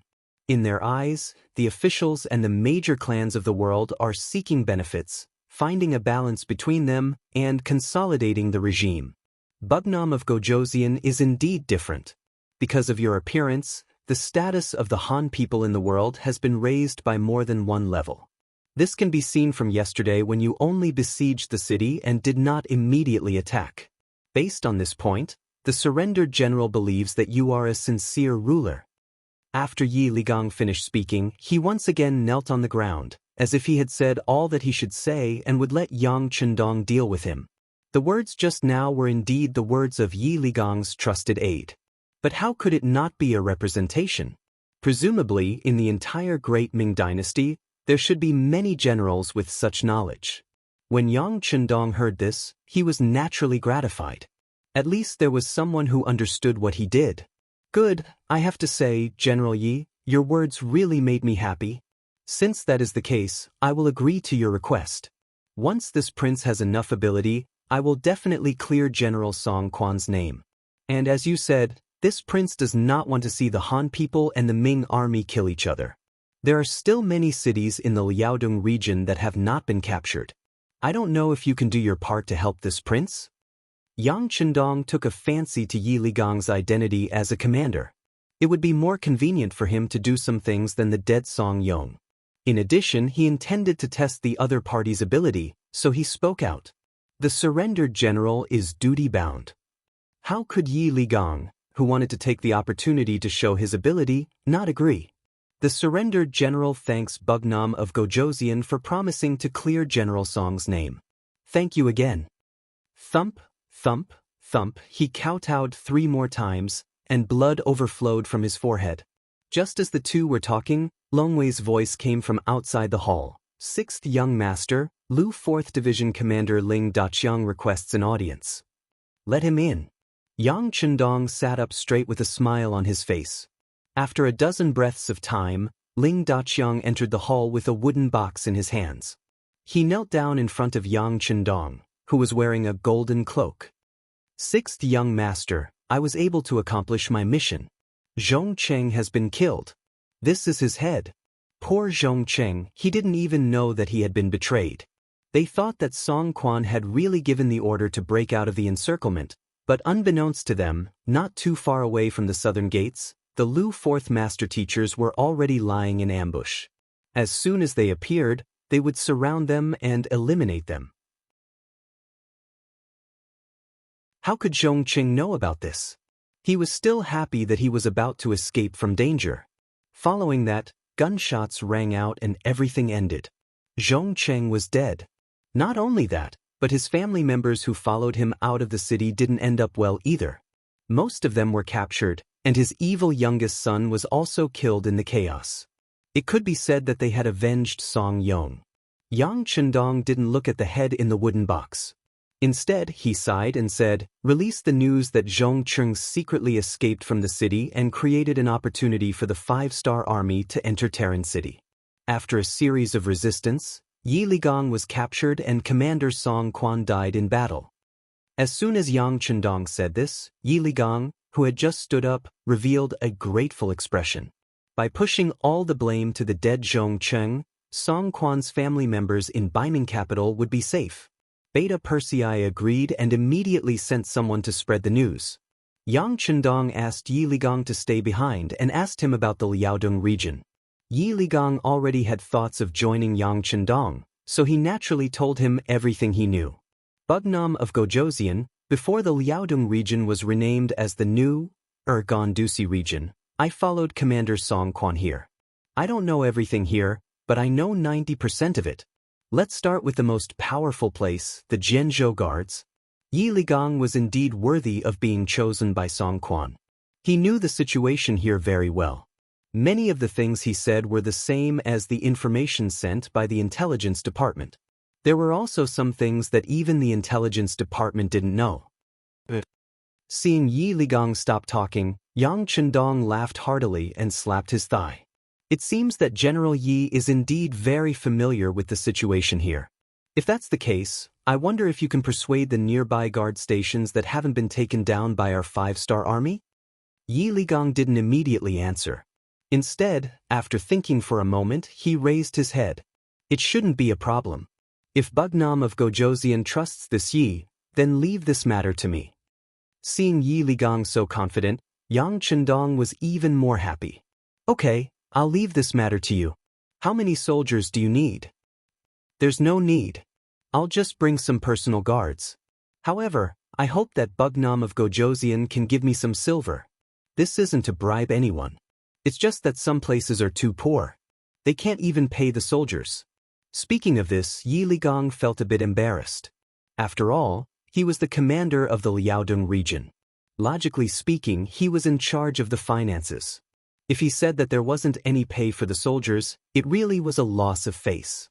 Before coming, Yang Chendong had done his research.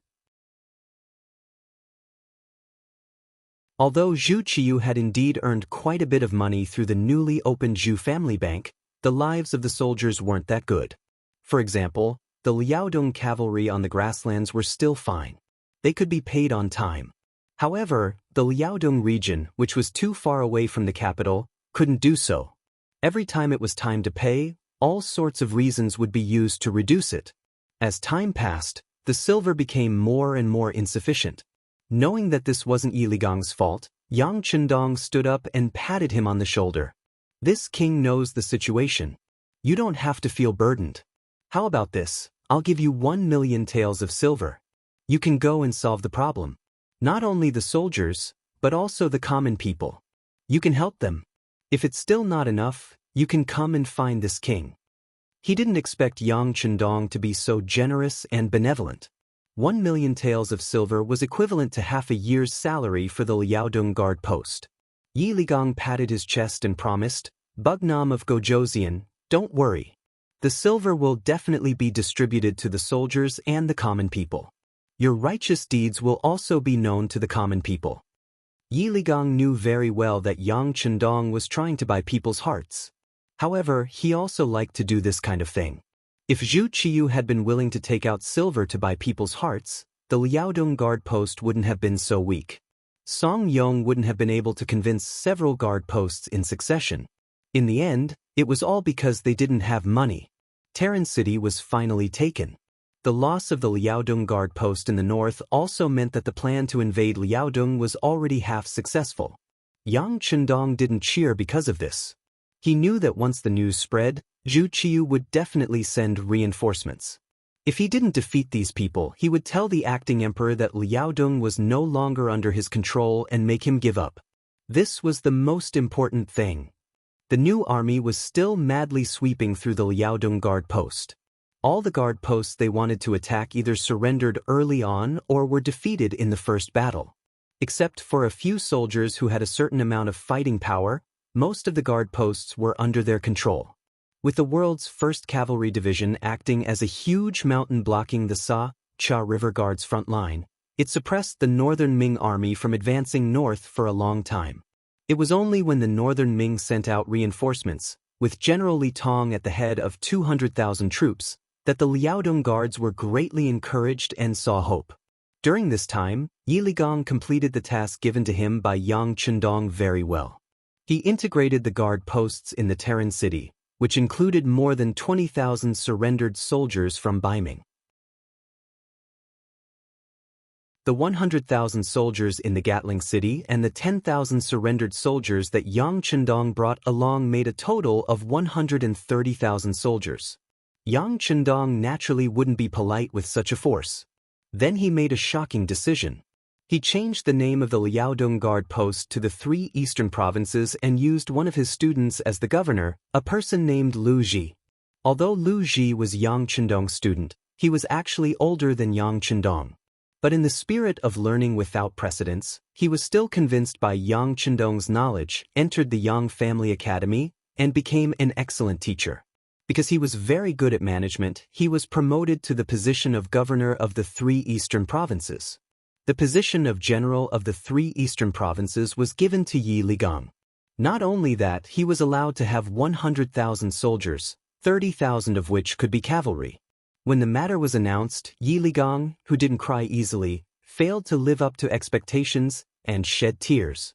Then he secretly swore in his heart that a gentleman would die for his friend and follow Yang Chendong for the rest of his life. General Yi, I'll leave you with 1,000,000 taels of silver.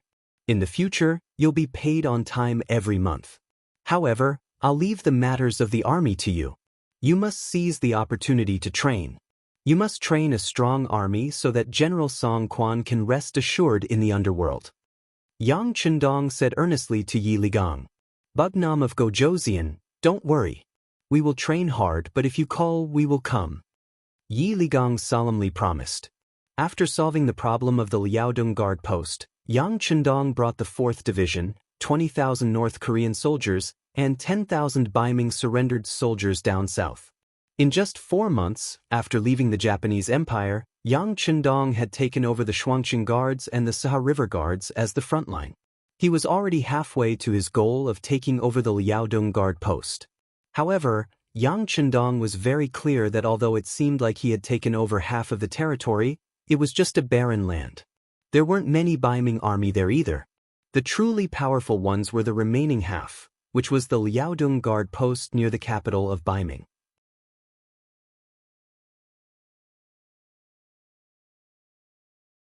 Chapter 1146. But no matter what, the initial goal had been achieved. The new supply line had been opened. He had already sent a telegram to order the Korean province to transport the various supplies that had been hoarded over the past few days by sea. Once the supplies arrived at Shur City on the grasslands, it would be even more difficult for anyone to deal with them. When the news of the supply line being opened reached the northern Ming dynasty's court, Zhu Qiyu, the acting patriarch, was truly anxious. Destroying Yang Chendong's arrangements in the grasslands and even uprooting them was what he had been doing for the past year. If he failed to do so, not only would he have wasted more than a year, but it would also greatly affect the morale of the army. Zhu Qiyu definitely did not want to see such a thing happen. Although he was not fully prepared, he still sent an order to the Baiming commander Shi Heng on the grasslands front line. He ordered the Wala army's troops, Yes Hen, to go to Shur City. No matter what, they had to solve the problem before the 5-star army's supplies arrived. At the same time, Zhu Qiyu sent someone to quickly inform General Li Tong, who had already sent troops and was about to reach the Liaodong region. In the face of the 5-star army, they had to win and not lose, even if it was a draw. In short, they had to block the main force of the 5-star army in the Liaodong region so that they could not support Grassland City. The emperor gave orders one after another, and the situation in the Liaodong region became extremely tense. On the grasslands, the war was about to break out, and the situation was even more grim. With Su Yozhen's insider, the news about Zhu Qiyu's plan to attack Shur City was quickly sent over via telegram.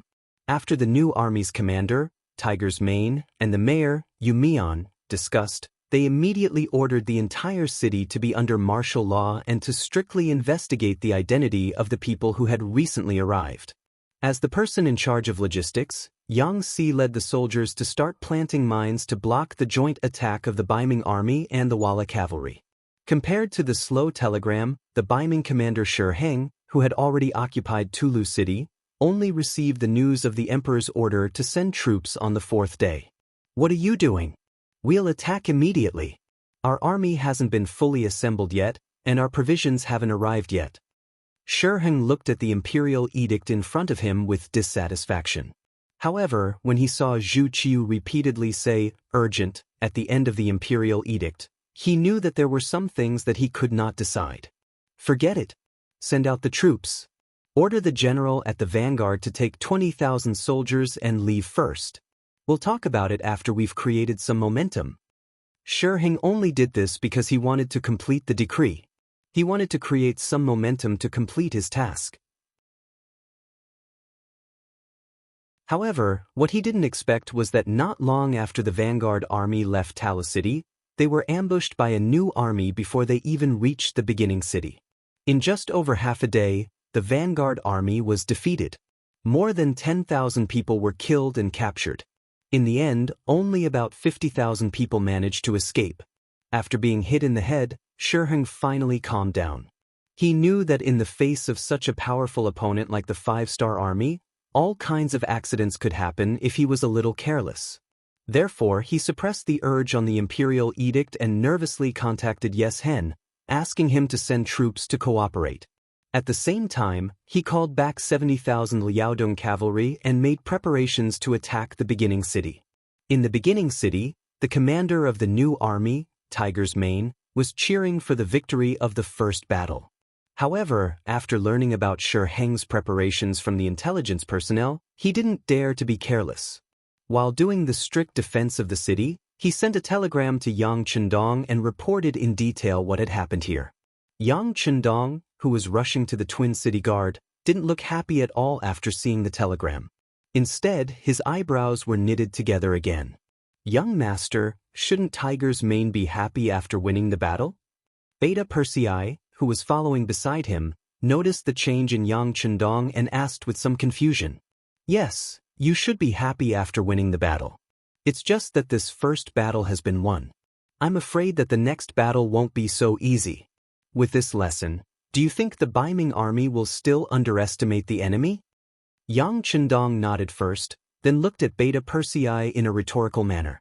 Beta Persei didn't know how to answer this question. He could only touch his head and chuckle. "It's okay, with Tiger's Mane there won't be any problems in the beginning city. I also believe in Tiger's Mane. There won't be any problems in the short term, but it's hard to say after a long time. So we have to speed up, we can't continue to wait. In this way, order the entire army to speed up." Yang Chendong nodded. Although Tiger's Mane had never complained, Yang Chendong could imagine that after not receiving any supplies for more than a year, even if there were some stocks before, there wouldn't be much left now. Under the order of Yang Chendong, the army once again sped up. Meanwhile, at this time, 200 li southwest of their destination, Twin Cities Guard, Northern Ming's 200,000 reinforcements had already arrived, moreover gathering together with Jian Province's left guard General Qinduo. Since Tong Long was captured with 3,000 cavalry, Qindula retreated into his shell like a tortoise and never came out again. Even if he could see the scattered five-star army's cavalry scouts nearby, he still turned a blind eye to them. It wasn't until he heard that the 200,000 reinforcements sent by the emperor had arrived that he hurriedly left the city and brought some provisions and military supplies out. Speaking of which, Qindula and Li Tong were old acquaintances. Although they weren't very close, they could still be considered old friends. When they met again, there was no need to be polite. Perhaps they also knew that they were now grasshoppers on the same rope, and they couldn't run away from each other. "General Qin, the situation isn't good. The five-star army is coming aggressively. I'm afraid it won't be easy to deal with them." After Li Tong greeted Qindula, he entered the temporary tent to discuss the situation in front of him. "General Li is right. The five-star army's combat power is strong and not easy to deal with. To be honest, not long ago, my commander knew that Tong Long wasn't convinced, so he rushed out with 3,000 cavalry and the result. The result? Li Tong, who had been rushing, didn't know what happened to Tong Long, so he asked out of curiosity. Just as the words left his mouth, Li Tong thought of something. Looking at Chandula's serious and gloomy expression, he already knew the result, so he could only shake his head. I have to say, the Bugnam of Gojoseon is really not easy to deal with. That's right, they have the world's strongest cavalry, and at the same time, they have the world's most powerful firearms. Most importantly, they seem to have endless wealth, and until now, it's difficult to restrict them with money. When Chandula said this, he could only helplessly shake his head. Anyone who had one of these was already very powerful, not to mention all three. With such an opponent, even if you had a lot of troops, you wouldn't be able to gain any advantages. After hearing this, Li Tong was silent for a while, then he raised his head and said, General Chen's words don't necessarily have to boost the morale of others and reduce our own morale. Chandula knew that Li Tong had seen the seriousness of the situation. The reason why he said this was because Li Tong was the main general, and he needed to boost his morale. That was why he said this. For this reason, he decided to give Li Tong some face and didn't expose him. Instead, he asked, General Li, how are you going to deal with the enemy? Are you going to use these 200,000 people to attack and take back everything that you've lost? No. Li Tong quickly shook his head. The opponent is a cavalry team, and in terms of speed, we are no match for them. It's better to defend. Besides, the Emperor's intention is very clear. He wants us to guard here and stop Bugnam of Gojoseon from assisting the Grasslands beginning city. If we do this well, it will be a great achievement. Li Tong was very clear about his position, which made Chandula feel very gratified. General Li is indeed a talented commander. I deeply agree with this. You have to know that Tong Long didn't gain any advantages when he led 3,000 elite cavalry previously. Great minds think alike. Li Tong laughed heartily at the sky after hearing that. Using a defensive battle to hold back Bugnam of Gojoseon's army and prevent them from assisting the beginning city.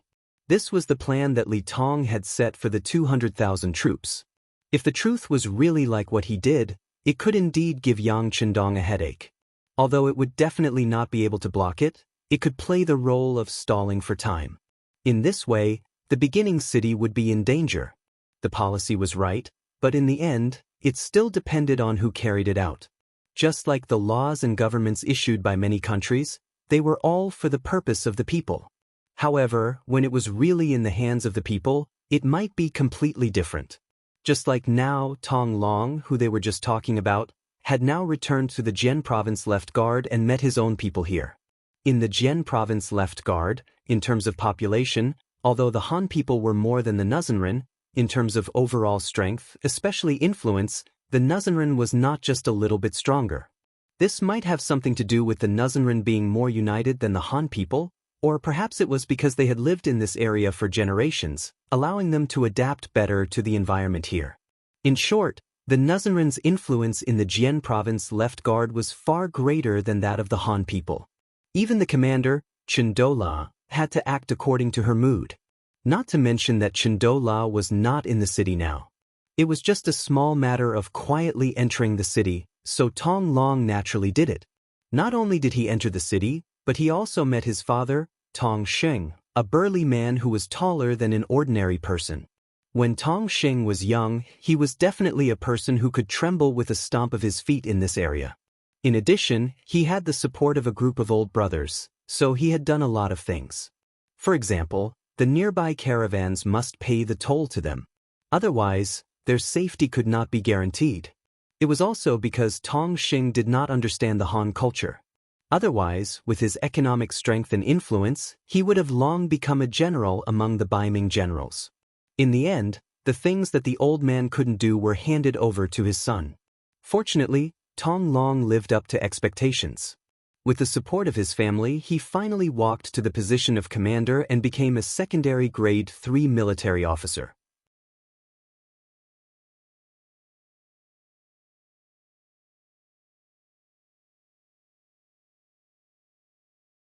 Chapter 1147.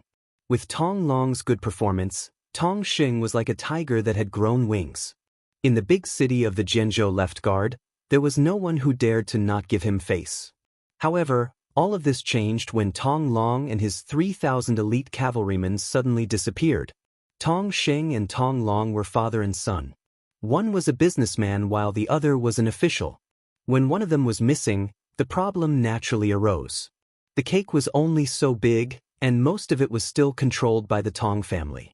Now that there was finally a chance to redistribute it, who would give up this opportunity? During this period of time, the Tong family had become the target of public criticism.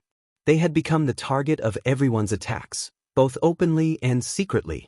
Even Chandula, as the commander, had begun to take sides, as if he wanted to help another family rise in the city.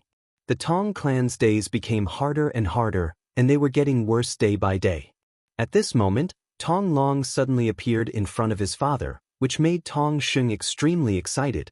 "My son, you're back? Ha, that's great. Let's see who dares to make things difficult for our Tong family this time." Tong Xing, who had always been expressionless, actually had such a reaction after seeing his son. Just from this point alone, one could see how much pressure he had been under during this period of time and how difficult his days had been. "Father, I'm unfilial.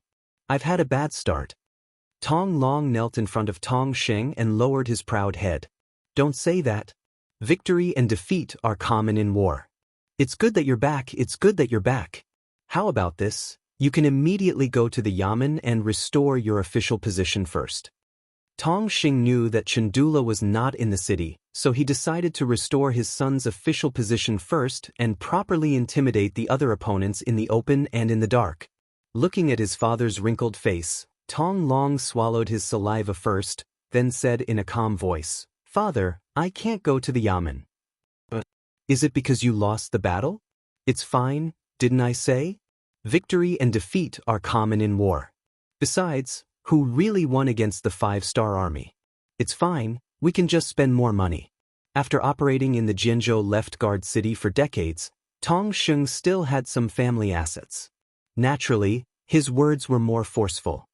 "Money? How much money do we have now?" Speaking of this matter, Tong Long was also very curious. He only knew that the family had some extra money, but he really did not ask how much it was. It wasn't that he was ambitious, but that he didn't have any needs in this aspect. Speaking of this matter, Tong Xing's face burst out into a smile like a blooming flower. "Son, you've finally grown up. You know how much money we have at home." "Ha, if others asked me like this, I wouldn't tell them. However, I will hand it over to you in the future. Therefore, I won't hide it from you. Listen, we've saved 300,000 taels of silver. It's not a problem for us to restore your official position with this money." 300,000 taels was undoubtedly an astronomical figure in the eyes of ordinary people. Didn't Zhong Qing kill Song Yong for 100,000 taels of silver? In the end, he was beheaded and separated from his family. Looking at his father's proud appearance, Tong Long did not feel the slightest bit of joy. Instead, he sighed. His father had worked hard for so many years, and after operating for so many years, he only managed to save 300,000 taels of silver. Yet he was already so happy. He didn't know if he should say that it was a kind of sorrow. In front of his father, Tong Long revealed a calm expression. His right hand slowly reached into his pocket, and then he easily took out 500,000 taels of silver. "Father, what do you think this is?" "Silver?" Tong Xing's eyes weren't blurry and he recognized the item in front of him at first glance.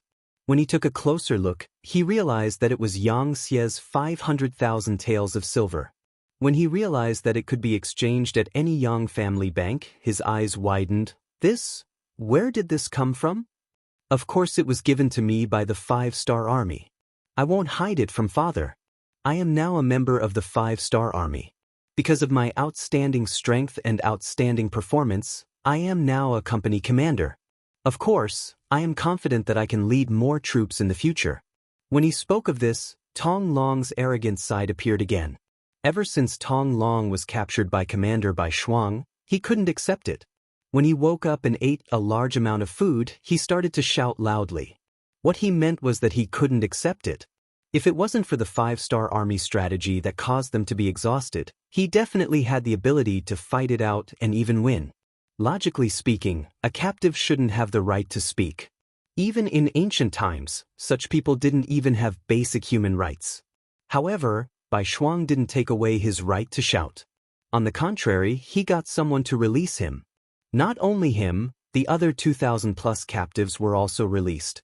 They were surrounded by 4 groups of 2,000 soldiers. The only difference was that one group had weapons and war horses while the other group had nothing. What are they doing? Are they trying to kill us? Since that's the case, we will fight it out with them. We don't have any weapons. Even if we bite with our teeth and tear with our hands, we can't just sit there and wait for death. Seeing their 2,000+ men being surrounded by the 5-star army's 2,000 cavalry, many of their faces changed greatly. Some of them were already prepared to fight to the death. It had to be said that although Tong Long lost this time, the soldiers he brought still had some backbone.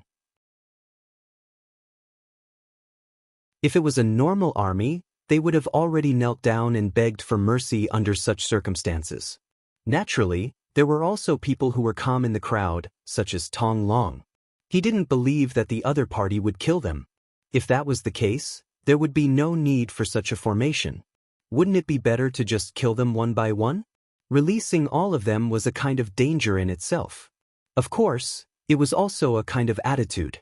He didn't believe that the 5-star army didn't even have a bit of common sense. Therefore, at this moment, he wasn't nervous at all. Instead, he squinted his eyes and looked at Bai Shuang, who was wearing a black cloak. He wanted to see what the other party was up to.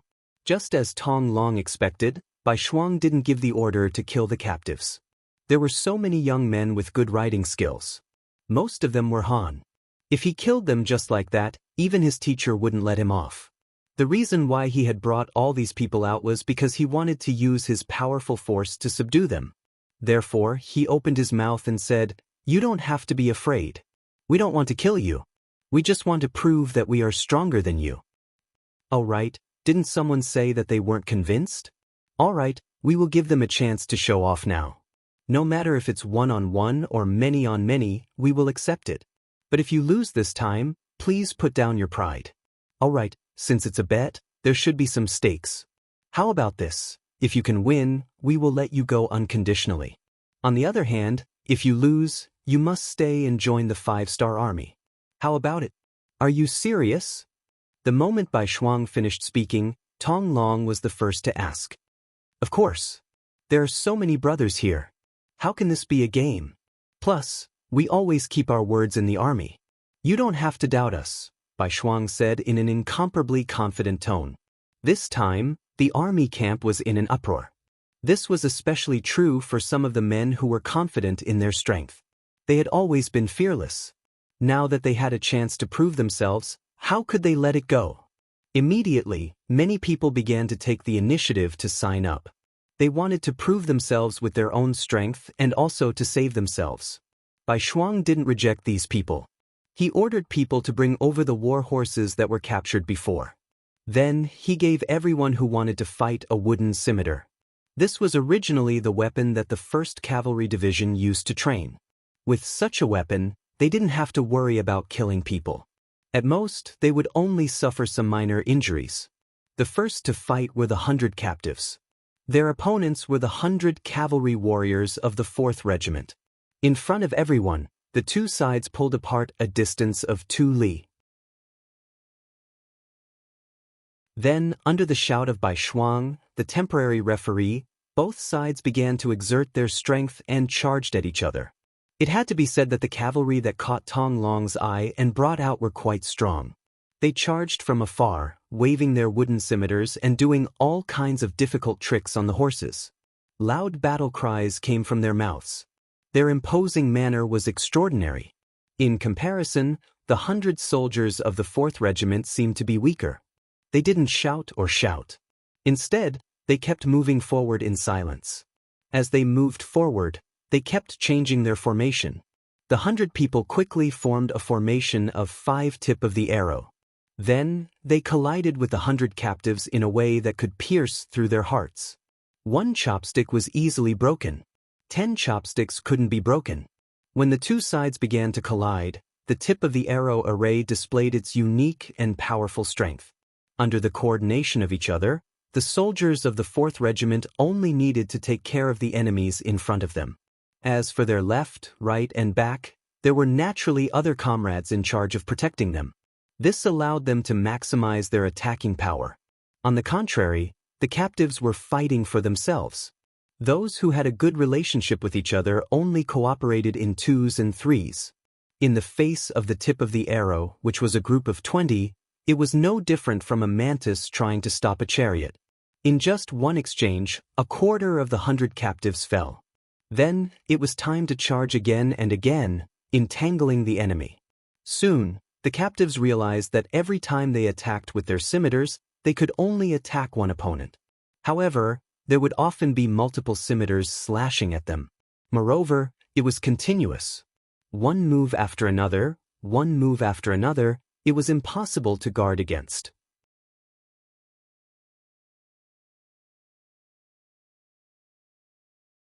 Chapter 1148. Under the relentless attacks, more and more captive soldiers were cut down by the wooden scimitars and fell off their horses. In less than half an hour, all 100 captive soldiers had fallen off their horses. On the other hand, only 2 of the 4 groups of soldiers had fallen off their horses. Moreover, they had only been hit on the arms and were not seriously injured. In comparison, the difference in strength was obvious. The captive soldiers who were clamoring to teach the 5-star army a lesson all lowered their heads. Only now did they realize that even if the enemy did not use any tricks, they would still be the ones to lose in a direct battle. Tong Long saw everything with his eyes. When he saw the 5-star army working together so closely, he revealed an envious expression. It could not be helped. Tong Long was an all-rounder. It was not that he had never thought of using cavalry to fight together, but the soldiers under him were all arrogant and unruly. In addition, they had not met any worthy opponents. It was too difficult to gather them together for training. No matter what, the 5-star army had taught them a lesson. Seeing this, many of the captive soldiers were already convinced. However, as their commander, Tong Long naturally would not be so easily convinced. Seeing that no one stood out to challenge him, he held the wooden scimitar in his hand and said to Bai Shuang, who was wearing a black cloak, "You should be the commander of these people. Since that is the case, I will challenge you. Do you dare to accept?"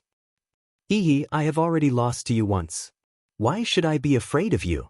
Bai Shuang laughed loudly as he spurred his horse forward. For safety reasons, he did not hold his spear.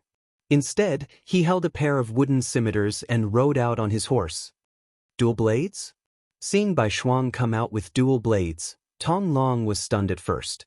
Then he laughed loudly. It seemed that dual blades were naturally more powerful than a single blade. However, this was a battle on horseback. If one was not careful and did not control his strength well, he would fall off the horse. Was he not afraid of such a problem with dual blades? "What? Are you afraid? Or should I give you a blade?" Bai Shuang smiled lightly. He did not show any displeasure because of the other party's mockery. "There is no need for that. But let me remind you, with dual blades in hand, you won't have the chance to control your warhorse. I'm very strong, so don't blame me if I knock you off your horse." Tong Long had never used dual blades before, so he naturally wouldn't do that. However, for the sake of a fair battle, he could not help but remind White Shuang. Little did he know that in order to become a soldier of the 1st Cavalry Division, the first thing one needed to do was to learn how to use dual blades. Without this ability, one would never be able to enter the division. As the leader of one of the regiments, although White Shuang's dual blade techniques were not the best, he was still stronger than ordinary warriors. He had this confidence. "Thanks for the reminder. Can we begin?" Bai Shuang said nonchalantly. "All right, you have to be careful." Seeing that White Shuang was still holding dual blades and had no intention of changing, Tong Long snorted coldly and urged his horse forward. Although he was still a distance away, he waved his blades several times. It was obvious that he was preparing for the final battle. It was often seen in movies or TV series that when cavalry charged, they would habitually wave their weapons while still a distance away. This was not to show off, but to brace themselves. This was to maximize the strength of their bodies. This way, they would be able to maximize their strength when fighting with their opponents. Like Tong Long, White Shuang had already raised his dual blades and shouted loudly. He did not have any intention of underestimating Tong Long. This was also Yang Chendong's request for them. Even when facing the weakest opponent, they had to give their all. Only then would they be able to remain undefeated. The wind and the crane were jittery. At this moment, even the wind seemed to have stopped. It was just watching the battle between the two warriors, waiting for the result of the battle. Dang, dang, dang. The distance of 2 li was covered in the blink of an eye. Soon, the two of them collided. Then, the sound of weapons clashing rang out. Every time there was a loud bang, the two of them would involuntarily move. They were releasing all the power that the other party had imbued into their bodies through their weapons. Although they were holding wooden scimitars, the two of them were playing with them as if they were made of iron. In a short period of time, the two of them had exchanged no less than 20 rounds, and there was still no clear winner. Tong Long was indeed a fierce general. His blade skills were strong and powerful, and the strength in his body was endless. It gave people the feeling that he was an unending mountain. On the other hand, Bai Shuang was able to become Yang Chendong's student and was appointed as the commander of the strongest cavalry, the 1st Cavalry Division's 4th Regiment. His strength was not ordinary either. After exchanging 20 moves, his expression did not change and his heart was not panting. It was obvious that he had not used his full strength. Tian, who was the commander of the 1st Cavalry Division. Under his strict requirements, as long as the conditions allowed, every cavalry soldier would swing their blades at least 1,000 times a day. Even in between battles, this rule had never changed. With this kind of hard training, swinging their blades seemed to have become an instinct. Every time they swung their blades, they would need to use their full strength. However, it was only 20 moves, which was equivalent to an adult man running about 5 meters. It was really nothing. 30 rounds, 40 rounds, 50 rounds, in the blink of an eye, the two of them had exchanged nearly 60 rounds. Under the situation where they used all their strength, the scales of victory began to tilt. Tong Long, who was originally full of fighting spirit, began to feel weak. Although Tong Long also trained regularly, especially on horseback, the training time was not short. However, compared to Bai Shuang's training time, it was still a little short. The main difference was that they lacked a training atmosphere. For example, why did many outstanding soldiers' physical fitness begin to decline after they retired from the army? Even if they did not exercise when they returned home, why was it the same? Speaking of this, it had to be the environment, which was the element of atmosphere. When they were in the army, they had many comrades to accompany them.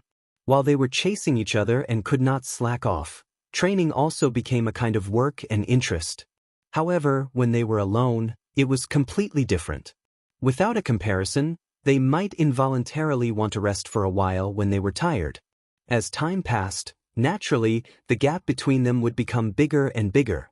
It was precisely because Tong Long did not have such a good environment that he could match Bai Shuang in a short period of time. However, as time passed, the disadvantage became more and more obvious. This was especially so after 50 rounds when White Shuang used 2 swords. Under the continuous attacks, he could only defend himself and could not attack. When all the soldiers who were watching saw this, they could basically see the outcome of the battle. Some of the captives who had placed their hopes on General Tong Long had no choice but to lower their heads. Even the strongest person on their side was not a match for the other party. How could they fight this battle? Sure enough, it was as everyone expected. In the 65th round, Tong Long, who had been bitterly defending, finally revealed a flaw. Because his blade was not fast enough, the hole in his chest was wide open. Using this opportunity, Bai Shuang chopped down and hit him in the chest. If Bai Shuang had not held back, just this attack alone would not have taken his life, but at least a few of his ribs would have been broken. With a plop, Tong Long finally fell off his horse. When he fell to the ground, he was still panting heavily. It could be felt that the battle just now had exhausted him. Swoosh! A wooden blade accurately pressed 30 centimeters in front of Tong Long's throat. Then Bai Shuang's voice sounded, "You lost." "Yes, I lost. I am willing to repay my loss. I want to join your 5-star army." "I don't know if that is possible." Tong Long did not have the dispirited appearance of a loser. On the contrary, although he was still panting heavily and his chest was heaving up and down, his eyes were shining brightly. Clearly, he felt that he had found the direction of his life. Seeing that Tong Long was not discouraged after being defeated, Bai Shuang chuckled and sheathed his saber. "Of course, the 5-star army welcomes anyone with insight and ability to join. I think we will be comrades in the future." Bai Shuang had accepted Tong Long, and this made the other captives see hope as well. Immediately, there were many who wanted to join the 5-star army, and the seemingly dangerous competition ended with a unanimous decision. Because of this, the 5-star army had an additional 2,000 cavalrymen. Among them, there were at least 1,000 of them who were elites. What they lacked was the corresponding training. Once they understood how to cooperate in battle, there was no doubt that they would be a strong army. Just like that, Tong Long joined the 5-star army. He was even appointed as a company commander by Bai Shuang. He led 100 elite cavalrymen under him. This time, he was the one who requested to return to the Jian province left guard. He wanted to perform meritorious deeds. A company commander was not enough to satisfy him. He wanted to take over the Jian province left guard and give it to Bugnam of Gojoseon as a gift. After seriously listening to his son's story, Tong Sheng really did not know what to say at this moment. Although he had seen the problems of corruption in the Great Ming Dynasty and the bitter lives of the people, the Great Ming Dynasty was still the Great Ming Dynasty. They had a population of 60 million and an army of millions. Such a huge force would undoubtedly be the best target to rely on. But now, his son had chosen Bugnam of Gojoseon, who was the enemy of the Great Ming Dynasty. It was simply unrealistic and impossible for him to immediately express his support. Tong Sheng stood there for a long time without saying anything. Tong Long guessed his father's thoughts and knew that there were some things that needed to be said. This was because without his father's support, his plan could not be completed. He immediately said, "Father, you know about the Japanese Empire, right? Now, he has completely submitted to Bugnam of Gojoseon. In the future, there will be no Japanese Empire. There will only be the Japanese province. It will become a part of Bugnam of Gojoseon's territory." "Father, I'm afraid you still don't know. Bugnam of Gojoseon has already taken over Tarin City.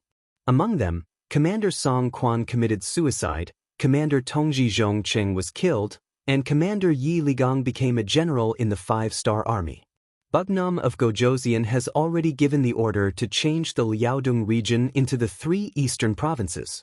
Yi Ligang has also become the first general of the 3 eastern provinces."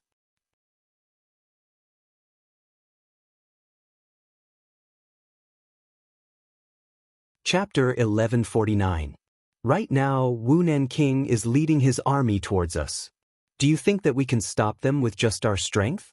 If we don't make the right choice now, I'm afraid Song Quan and Zhong Cheng will be our examples, Father. The information was like a huge wave hitting Tong Sheng's heart, causing his expression to change again and again. First, it was because of the isolation of information. For the sake of the overall situation, it was difficult for unfavorable news to spread to the city.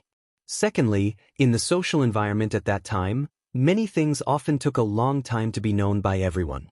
Therefore, Tong Sheng had never heard of these things that his son said. After hearing this for the first time, he was inexplicably shocked. What kind of people were the Japanese Empire?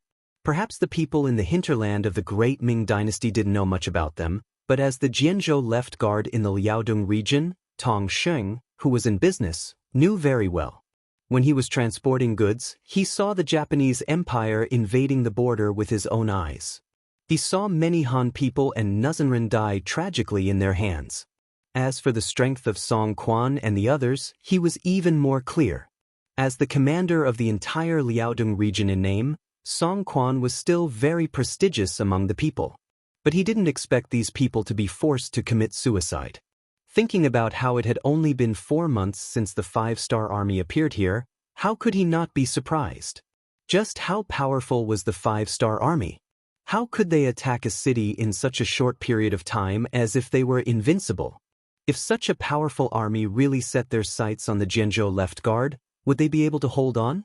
As the saying goes, those who recognize the times are wise. To be able to rely on a pair of hands to fight from nothing to now, Tong Xing relied on the right choice. Now he had another chance to choose. His son was already an officer in the five-star army. Although he was only a company commander and didn't have much power, it was still a start. At this time, as a father, how could he go against his son?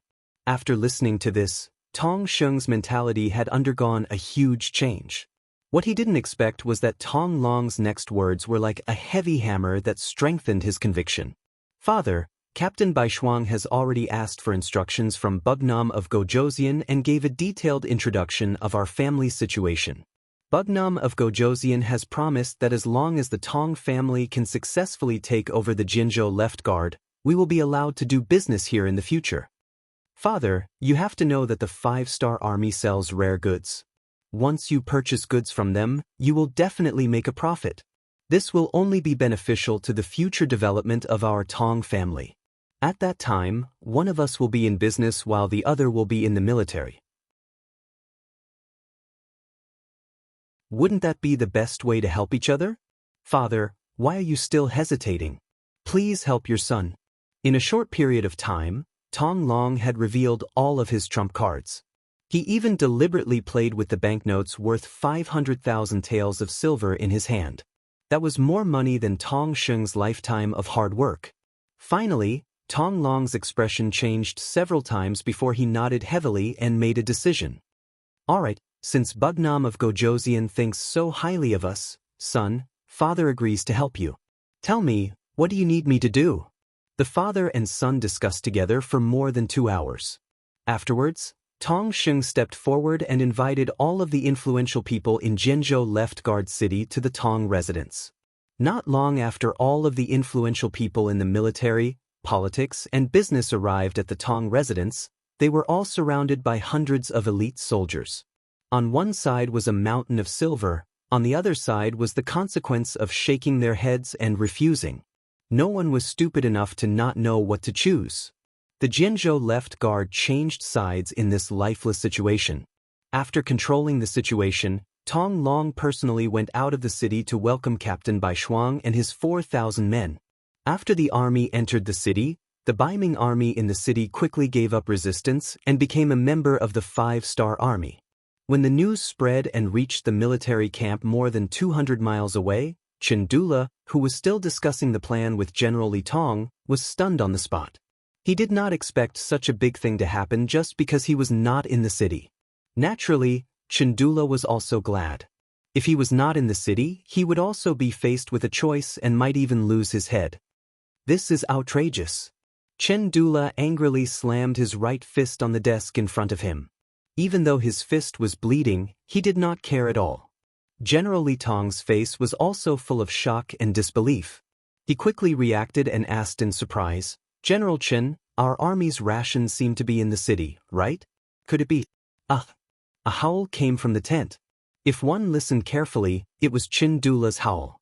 Due to the urgency of the situation, Li Tong's army of 200,000 only brought a small amount of rations. Other than Baiming capital, who was working hard to prepare, the main logistics work was left to Chen Dula. For this reason, he ordered all the rations and extra weapons to be gathered in the Jianzhou left guard. Not only that, he also collected taxes from the merchants and civilians in advance.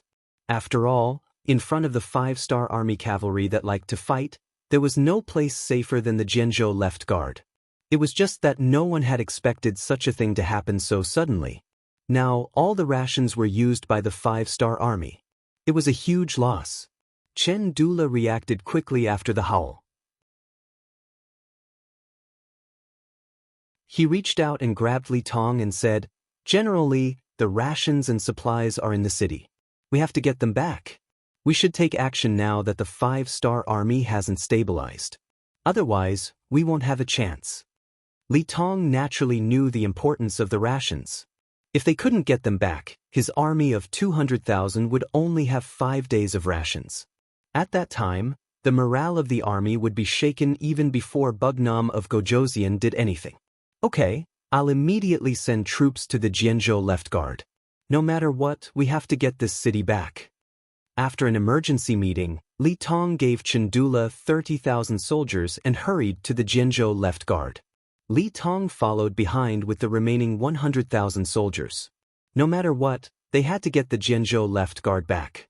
They also had to get the rations and supplies back in their hands. In the Jianzhou left guard city, Commander Bai Shuang sat at the head of the table. Looking at the situation in the city sent by his subordinates, he rubbed his forehead with a headache. Even Bai Shuang didn't expect that he would get so much rations and supplies just because he wanted to occupy the Jianzhou left guard city and find a safe place for his teacher who was about to arrive. This sudden turn of events made Bai Shuang's face flash with joy, but at the same time, she became worried. He knew that the Baiming army wouldn't leave so many things in their hands. It was very likely that they had already received the news and sent troops here. Come, quickly inform the division commanders and report the situation here. Commander Tong, please immediately summon all the surrendered Baiming army soldiers to the city. I want to talk to them. Elder Tong, I'll have to trouble you to do some logistics work. There is a lot of rations in the city. You can take as much as you want, but you must ensure that the soldiers have 3 meals a day. Is that okay? Orders were given one after another. At this moment, Bai Shuang took on the role of a division commander. He changed from a horse attack to a battle of defending the city. Everything happened so suddenly, but he really had no choice. If he didn't have a choice, then so be it. At this moment, Bai Shuang's eyes were shining. Wasn't it what he had always wanted to be able to command so many people to fight a battle of defending the city? He wanted to prove to everyone that as Yang Chendong's student, he could not only kill the enemy immediately, but he could also be an excellent infantry soldier who defended the city even if he dismounted from his horse. The so-called, so many people, naturally didn't refer to how many people Bai Shuang had brought this time. It meant that there were many infantry soldiers in the Jianzhou left guard city. The Jianzhou left guard city belonged to the Guard Command Division and had 5,600 soldiers. This time, only 600 soldiers followed the commander Qin out of the city. Excluding the 2,000 soldiers Tong Long had brought with him, there were still 3,000 infantry soldiers in the city. With 3,000 infantrymen, 2,000 men from Bai Shuang's 4 regiments, and 2,500 captives, they had a total of 8,000 soldiers. Furthermore, they were defending the city, so it wasn't necessarily impossible for them to fight. Furthermore, he didn't need to eliminate the enemy. As long as he waited for Division Commander Tian Hu to bring the main force of the division to reinforce them, all the problems would be easily solved. He had learned many things from Yang Chendong, and one of them was confidence. Using his teacher's words, confidence might not guarantee victory, but without confidence, one would definitely lose. After arranging everything, Bai Shuang felt that it was about time. He led the 5-star army out of the residence and arrived at the city gates. There were already thousands of Baiming soldiers gathered here. They stood densely together, and their faces were filled with confusion. They had already surrendered to the 5-star army. They didn't understand why they were gathered here so quickly. Considering that everyone's weapons had been confiscated, some people were worried. They were afraid that the 5-star army would suddenly turn hostile. If that was the case, then wouldn't they be at the mercy of others? As such, many people turned their gaze to General Tong Long, who was commanding the troops. From their point of view, he should be one of them, so he wouldn't be too ruthless. Not long after, Bai Shuang led a group of elite cavalry and arrived at the city gates. He only took a quick glance before walking up the city gate tower. When he could see everything below, he stopped and raised his right hand. Following this action, the 3,000 Baiming army below the city gate tower became very quiet. Seeing that everyone was so obedient, a smile flashed across Bai Shuang's face. He then looked into the distance and saw that Tong Sheng had already gathered many civilians to watch. On the other side, large pots had been set up, and pieces of delicious fatty meat were thrown into the pots.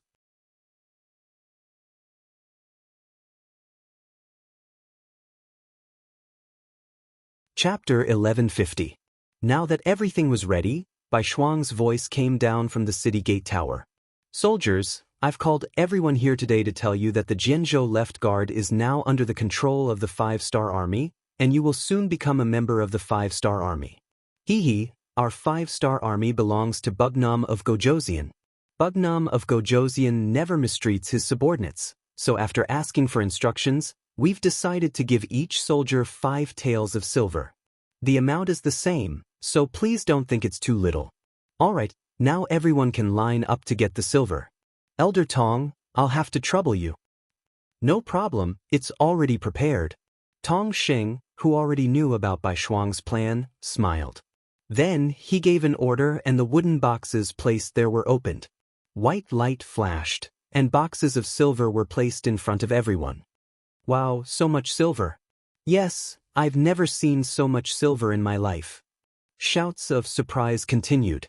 When a large amount of silver was placed in front of them, the impact was still very strong. Alright, everyone, don't just sigh. The silver is only real when it's in your hands. Now, please line up and get the silver. Of course, I want to say that from the moment you receive the silver, you will be a glorious soldier of the 5-star army. If anyone is unwilling, you can leave now. I promise that no one will make things difficult for you. Bai Shuang seemed to be talking about a very ordinary matter. But these words were not the case in the ears of the soldiers. What a joke, who would refuse money? As for whether they were in the 5-star army or the Baiming army, what difference did it make? As long as they were given money and treated well, they would listen to them and work for them. Most of the soldiers of the Great Ming Dynasty were formed from military families. In other words, their fathers were military families, and most of their sons would become soldiers when they grew up. This was originally set by the Great Ming Dynasty's Emperor Taizu because he was afraid that there would be no soldiers to recruit. Therefore, after a long period of habit, these people had already accepted the fact that they had to be paid as soldiers. As for whether or not they would go to war after becoming soldiers, and who they would fight against, that was not something they could consider or choose. Usually, the soldiers of the Baiming army were only paid 2 taels of silver a month. Even so, there were times when they couldn't even get paid. Now that each person could receive 5 taels of silver in cash, no one would refuse such a good deal. Bai Shuang looked around and saw that none of the 3,000 people left on their own accord. They all obediently lined up to receive their silver. 3,000 people, 5 taels per person. That would be 15,000 taels of silver. This amount of money was really nothing to Bai Shuang. In his opinion, it was worth it to pay such a small price to defend the city. Even if his teacher knew about this matter, he would only praise him for being capable. There were a total of 10 teams, and everything was over in less than an hour. When Bai Shuang saw that all the soldiers had smiles on their faces with the silver in their hands, he continued, "Congratulations, everyone. You are now a member of the 5-star army. I just want to say that there will be many more good things like this in the future. As long as you work hard on the battlefield, you will receive more than this. Everyone, are you happy?" Happy. The soldiers who had just received their silver naturally stood in front of Bai Shuang and replied loudly. Very good. Bai Shuang saw that everyone had fallen into his trap, so he laughed and said, "Soldiers of the 5-star army, to tell you the truth, the Baiming army will soon arrive at the city. They will most likely prepare to attack the city. In other words, your opportunity to perform has arrived." What? Are we really going to fight? Yes, or are we going to fight the Baiming army? We are the Baiming army, aren't we? Baiming army my ass. We are now captives of the 5-star army. Captives, do you understand? We have no choice but to fight for power. What? Now that we have received our silver, we are no longer captives. We are now members of the 5-star army. Because of this sentence, the soldiers below began to discuss. In the end, Bai Shuang raised his right hand and calmed the crowd down. Soldiers, I know that you may have some thoughts. But what I want to say is that you have already surrendered to the 5-star army. It doesn't matter if you did it willingly or not, but it is the truth. At least, the Baiming army outside the city will think this way. Once the city is breached, it will be the time of your death. I don't think anyone will be merciful to soldiers who have surrendered to the enemy. Therefore, the next battle will be fought for your own sake." Seeing how certain Bai Shuang was, some soldiers who didn't want to die opened their mouths and said, We were only forced." "Is that so?" Bai Shuang had already expected this result. He smiled and said, "But when you took the silver, you were very proactive. Everyone in the city saw it." Indeed, Bai Shuang didn't force anyone. When they took the silver, they all did it willingly. They were all very excited and happy. After he finished speaking, some of the Baiming soldiers who wanted to argue shut their mouths. Using this opportunity, Bai Shuang's expression suddenly changed as he said, "You think you were forced, but will the Baiming army think this way? Will the generals think this way? They will only think of you as the real 5-star army. Then they will kill you and chop off your heads to give them rewards." As soon as he said this, the soldiers below were all shocked. Baiming rewarded soldiers based on military merits, and military merits were closely related to the enemy's head. When that time came, no one would be able to tell whether they were the 5-star army or the Baiming army. Seeing that everyone was silent, Bai Shuang smiled in his heart. He knew that his plan had succeeded. He had given them the stick, and now it was time to give them the carrot. He immediately said in a loud voice, "Soldiers, whether you are willing or not, the truth can't be changed. Since we are all going to war, why not help the 5-star army? You should know that what we are giving you is much more than what the Baiming army gave you. Everyone can turn around and look. On your left, there is a burning cauldron. There is a lot of delicious food inside, and everyone can eat until they are full. On your right, there are countless boxes that haven't been opened yet. There is an uncountable amount of silver inside. As long as you achieve military merits on the battlefield, you can immediately come and collect it. These are things that the Baiming army can't give you. What is there to hesitate about?" A person's life was nothing more than wearing clothes and eating food. Those who joined the military only wanted to live a better life and rely on their own efforts to obtain more glory. Now that Bai Shuang had given them all, there was nothing to worry about. Many soldiers were shocked by what they saw. Even if they worked hard for the Baiming army, they wouldn't be able to eat their fill. Sometimes they wouldn't even get paid on time. But now, not only could they eat their fill, but they also had enough meat. If they obtained military merits, they would be directly rewarded with silver. Under these conditions, it was very easy for them to make a choice. While most of the people were already tempted, there were still a small number of people who were hesitating. One of them shouted loudly in the crowd, "General, how can you guarantee that we will be given money if we make military contributions?" Bai Shuang didn't answer this question. With his status, it was useless to say anything. Thus, he looked at Tong Long, who was already a company commander. "I can answer this question. I can guarantee it on behalf of the Tong family." Tong Long spoke up in a timely manner. With his influence, no one doubted his words. Thus, no one objected. Instead, everyone started arguing about who would be the first to defend the city. To be honest, everyone was afraid of death. But from the day they became soldiers, they no longer had a choice. All they wanted was to obtain the treatment they deserved after obtaining military merits. Now, the opportunity was right in front of them. Bai Shuang also said that no matter who died in battle, the 5-star army would give their family 20 taels of silver. Based on this, why wouldn't they fight with their lives on the line? If they died, they could leave something for their family. If they didn't die, they would have a boundless future. This was something they didn't even dare to think about in the past. The reason why Bai Shuang gave these soldiers 20 taels of silver was because many of them were Han people. If they were from other races, 10 taels of silver would be the most they could get. From this, it could be seen that in times of war, the most worthless thing was probably human life. The Jian province left guard was fully prepared. Under Bai Shuang's leadership, everything was carried out in an orderly manner. Kerosene, rolling wood, bows, and arrows were all carried up the city gate tower. This was also thanks to Chundula's command department. Originally, these things were prepared to be used to deal with the 5-star army. Now, Bai Shuang and the others had benefited from it. Outside the city, Chindula was quickly approaching with an army of 30,000. Obviously, this command department wanted to use the time difference to catch the Jian province left guard off guard and take back everything they had lost.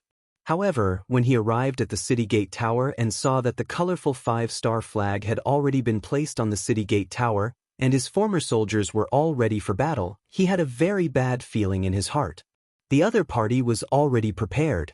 It was obviously impossible to launch a surprise attack. Chen Do had no choice but to take a step back and settle for the next best thing. He was prepared to persuade these soldiers who were originally loyal to him. If they were willing to pledge allegiance to him again, it would be very easy to take down the Jianzhou left guard by cooperating from the inside and outside. Riding a warhorse, under the protection of a dozen bodyguards, Chen Dula arrived at the city gate tower. He raised his head and looked at his former soldiers standing majestically on the battlements. He shouted loudly, "Soldiers, I am Chindula. I am your commander. Now, I order you to open the city gate." You're tuning in to the Passion Pages YouTube channel. We're so grateful for your support, and don't forget to subscribe to join us on this incredible journey through captivating stories. Your generosity through donations truly makes a world of difference, as it's the primary source of revenue that allows me to expand and enhance this channel for you. Thank you from the bottom of my heart for being a part of this adventure.